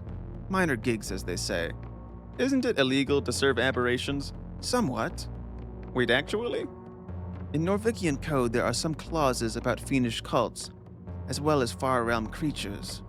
So sadly, yes, I am an illegal entity.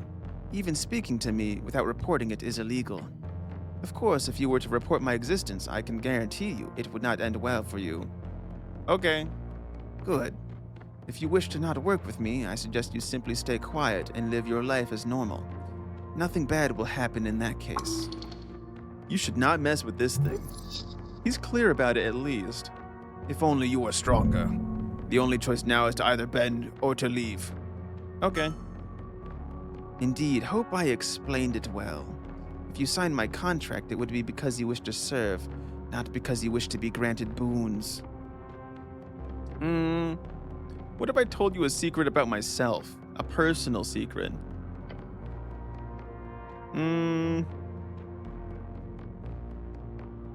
I was arrested during the Apprentice Rebellion. Now, they probably know that. I am responsible for my father's death. Ah, I know of him, the troll killer. The goblin companion raises an eyebrow at the comment. If it wasn't for me, he would be alive. You speak with such certainty, such tragedy. You hear a calming voice enter your mind. A son is not his father's guardian, cleric. Wizard, you mean? Remember that. She knows. This angel knows. The monster closes his many eyes and growls. Yes, that I did not know. Let me share knowledge in return. You might have heard whispers of another creeping beneath your city. One hoarding knowledge not much unlike myself. A rival, you might say. That fool refuses to do business, I'm afraid. But one of my favorite secrets is the tale of his past. The Nothic hiding under Norvik. The last of Hagen Shags. Nothic, an infamous aberration-type creature. It is said to be created when a wizard falls too deep into the rabbit hole of forbidden knowledge. As in, the wizard becomes the creature. Not a pretty sight, allegedly. Oh, he's a Nothic. Okay. The Arcanist? He lets out another growl. The Hagen Shags, a house of arcanists, masters of alchemical productions, as well as necromancy. These, if you excuse my tongue, wannabe warlocks were destroyed a long time ago. Unlike certain other houses, they did not survive the fall, publicly. There's a Hagen Shags Nothic under the city? Himvrak, his lair moves along the esoteric shuffles beneath. Having mastered their chaos a long time ago, a truly mad genius. He arrived in the city alongside the first settlers you see, hiding among them back when he was human, set to turn the Tulin ruins into his own personal flying fortress. Yet he gained more knowledge than he bargained for in these halls and tunnels. The esoteric madness brought him into the darkness. His petition to Earth was the only showing he did, before disappearing permanently from human life, a petition rejected. In his gravity-flip tower, the Nothic plots and plans. What's he plotting? His empire, of course. Not that it will ever come to pass. A lone wizard in a time of ebb does not even a party make, let alone a kingdom. Yet he stalks the halls, hoarding books, stealing artifacts. The most important secret here is one none in the city knows, not even those aware of that skulking Nothic below. What? He is building something, Naru. Decades of planning, all in secret. What is he building? That I do not know. What an anticlimactic secret. Sorry you are disappointed, but see it as a tip. In the future, if you ever learn more about this Hagenshags, come back and share with me. You will be rewarded. To think another remnant of the Arcanist hides in these tunnels. You must seek him out once the election is over. You can learn much from one of the arcane era. Are you illegally influencing the election? No. Are you legally influencing the election? No, not that either. I've played my part.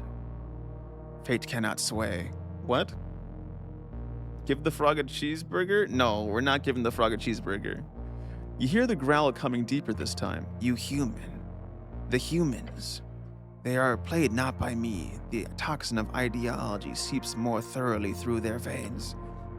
It is formed slowly, then quickly, then it subsumes an invisible force. You think they're bad for us? Ideologies? Ideas are infectious. They creep from minds, crafting memes with poisonous power. Sick memes. If I had such control, we would be one, you and I, but alas, it is beyond even my reach. Perhaps through indulging in your secrets, I too am a puppet of your collective dreams. The ideas make me incendiary, explosive. Is he ranting? Isn't this exactly what you're doing, controlling people with information? It growls. To some sense, yes. This is all simply my frustration against sentience itself, I suppose. However, simply by being aware of a problem, one can envision and unveil new powers of thought, including the ability to view past the illusion of choice. Not too dissimilar from Jor's viewing, I imagine, to watch the strings of fate collide and fray across the eras. Jor's viewing? Yes, the ability to view like him, beyond the third dimension. You keep on thinking, Naru, as will I. The time of ours will arrive with thunder and grim tidings one day. Once we both understand why and how these thoughts are controlling us. It is the start of the Esoteric era. You do not forget, Naru, the gates shall rebuild. I understand. Good. I don't fully understand. I'm just gonna say I understand. Aye, we will see once the blood is proven. You see his grin go wider than ever before. Thank you for the knowledge, Dragon. What did you give him? You mostly just listened, but hey.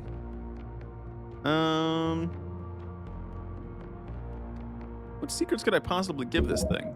This is a question you know well the answer to. Can't you just make something up? How's this guy gonna know the difference? What you want here is just for him to tell you why he was trying to kill you, right? That's the main reason, yes, however. Do you have what it takes to actually share a deep part of yourself with this abomination? I can share something deep and secret, but only if you explain why you tried to kill me. It lets out a growl. Deal. Come up with an argument as to why, dude, this +6 exhaustion really fucked me. Does this count as an encounter? Or encounters only for combat? I'm gonna enhance ability though, for sure. So I can roll better. And then, can I give myself a bless? Oh, never mind. I'm already concentrating. Never mind. Okay. In that case, I already have advantage against evil, so I don't need anything else. So hopefully, we roll pretty well here. I just need a what? I just need a 12 or above. That's not good. Unless, can I retry, please? Sadly, no. You do not have an idea for it as of this moment. If you were to spend more time on it, perhaps. I'm gonna retry. I can definitely do it. Come on. There we go. 15 works.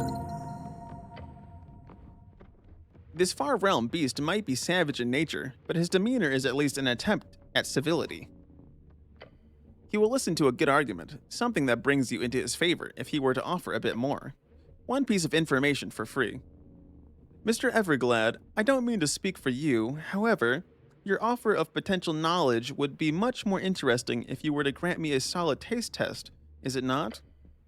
Ah, you make a good point, but more than that, you make it sound as if you are quite happy about the idea of working with me, which I enjoy. So sure, I will grant you a piece for free. Now you wish to hear why? Why you targeted me. Because I think depending on which one I choose, it might be something different. It lets out a grumble, and squints the many, many eyes. Let me tell you about the blood-tongue prophecy. That sounds ominous. A night dark as ink some years pass. A young scribe is overcome with maddening visions. On the morrow, the writing is recovered and kept secret by the council, yet the whispers of its content reach me nonetheless. I will not share its content in full, as that is all too valuable secret, but I shall share this one passage. Scent of Ukul midst flame amiss, loyal death upon the day of suffrage consumed, laid at the feet of necromantic doom. 1,000 clamors for Ion's wrath, all wrought and sundered trove beneath stone. There time itself as witness standeth mute, first by west, south, east, then north, an esoteric era marked forth. Wait a second. Sounds like divine era scripture. Ukul leaves? Wait a second. Ah, fuck. Do I have to... Okay, I think I was supposed to do... Wait. No, because they go different ways, right? I think I fucked it up, though. Ukul leaves? Bring death on election day? Necrocrat? Necrocracy? Yes. Wait, where was the necrocrat part about? The necrocatic doom, I see. It is as unlikely as it appears confirmed to be a truthful prophecy.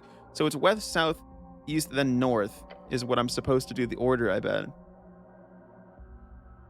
Not yet come to pass fully, of course, as we are in fact not in an esoteric born true, since the ebb still lingers.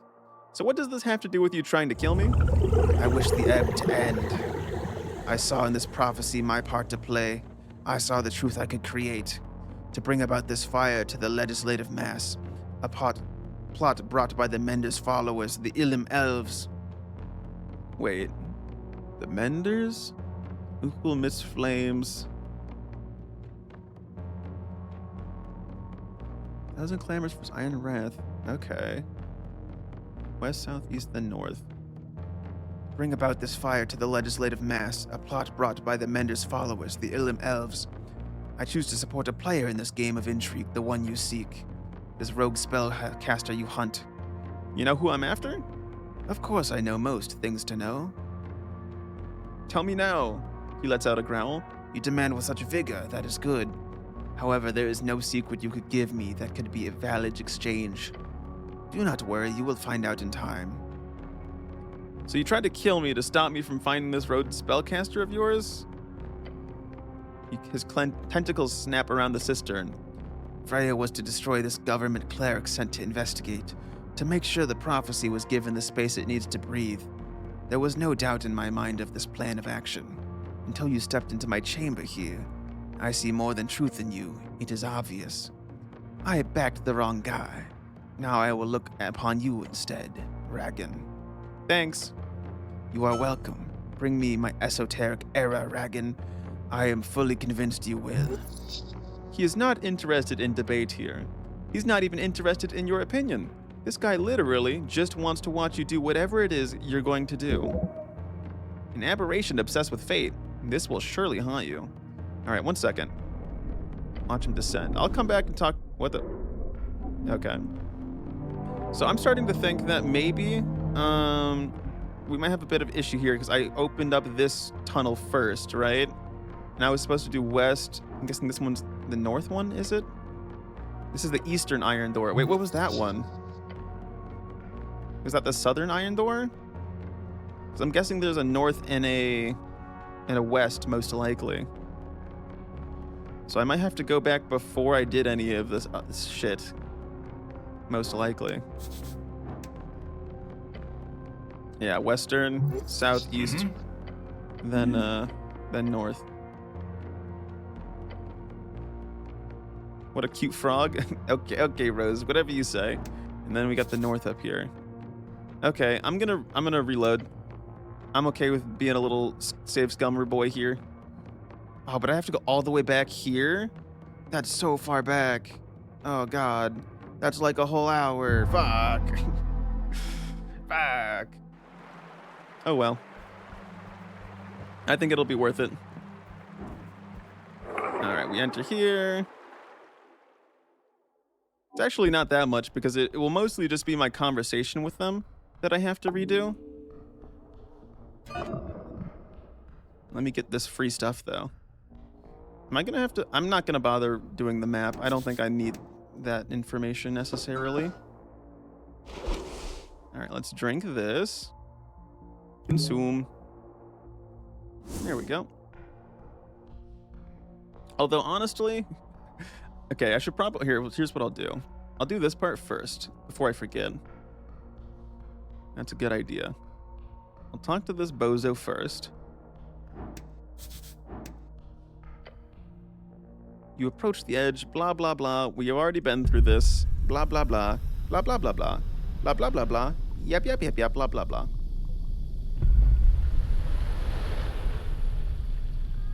Okay, you can come up already. You can come up, please.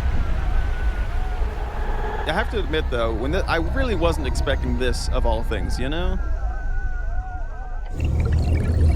All right, here we go. Blah blah blah. Blah blah blah blah. Blah blah blah blah. Calm down. There we go. Easy. Blah blah blah blah blah. Blah blah blah blah. Blah blah blah blah. Blah blah blah blah. I have some questions. Blah blah blah blah. Thing won't kill me. Eder, what do you suggest? We asked that question. And then we asked Snell, and we like, okay, blah blah blah. What is this place? And then we already asked that last time. And then you have a license for this pool, and then they're like, oh, that's so funny. You're so funny, dude.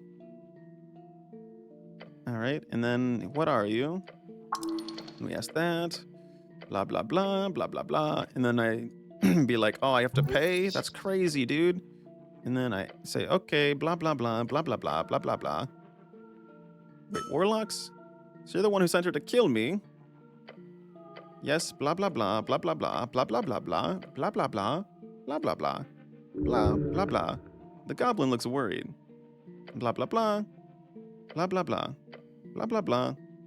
Can I think about? Maybe I won't take it. Maybe I won't say such a strong statement. Maybe I'll say, can I think about it? Of course. Okay. Could be cool. You haven't explained why you tried to kill me. Why did you try to kill me? Blah, blah, blah. They don't want to tell me. Sure you're not a free strider? I said that. Blah, blah, blah. Sounds good. Blah, blah, blah. And then what do I need to ask? I asked about the contract. Blah, blah, blah. Blah, blah, blah, blah. Blah, blah, blah, blah. Blah, blah, blah. Blah, blah, blah, blah. Blah, blah, blah, blah. Blah, blah, blah. Blah, blah, blah, blah. Blah, blah, blah, blah, blah. Blah, blah.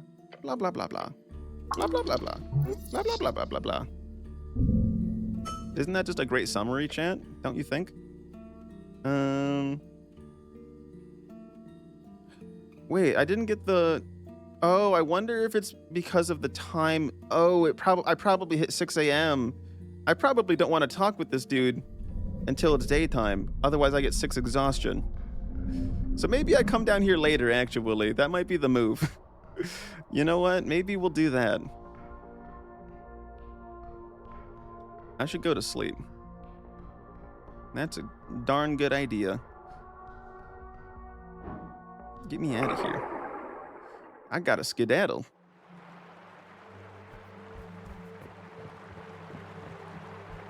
Here's what we're gonna do, is we're gonna teleport up to the top. Travel to Tolstad, please. And then we're going to go to sleep. Whoa. Did we just magically appear? We did. Wow. All right. Can I touch this now and go in now? By myself? Begin the process. No, no thank you. I don't think I will. I'm gonna go to sleep first. And then hopefully we can meet Edir tomorrow morning. Would be ideal. I think so, at least.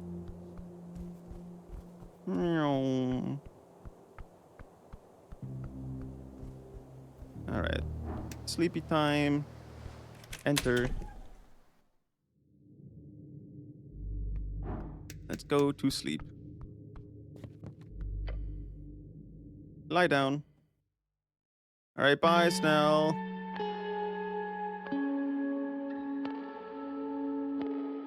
As you fall into the softness of the bedroll in this tiny tower, you feel tired, the kind of tired sleep won't fix. Uh-oh. And poor drummer trying to ship himself off into the unknown. Hopefully he'll fare better in some far-off city. Good move sending him away. Finally, your star witness Meriadoc Moonwatch. He told you about his sighting of this invisible smoking man. Someone who has managed to enter the Pillar of Jor. You know you must follow. It's time to finish the job. But what if I instead go on the little side quest here? Will you be able to complete this quest of yours? Who knows? That is where you will find your answers. Answers within strings.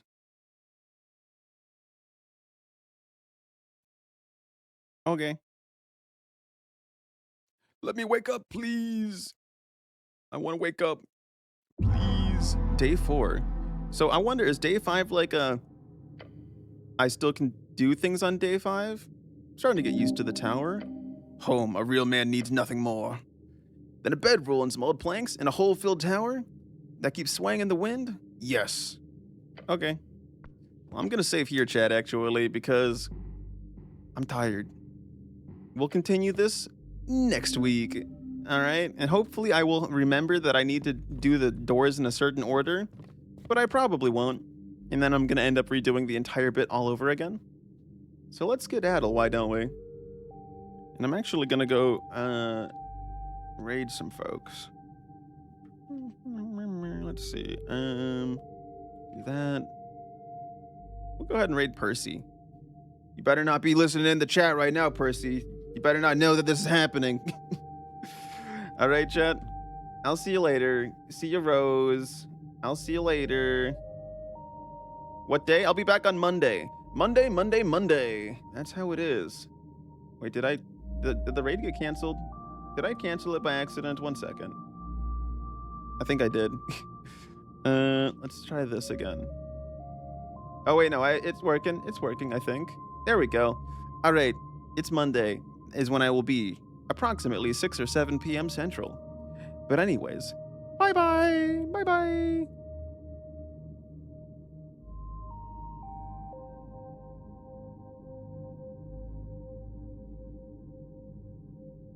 All right, I think we got all sent. Did I do it?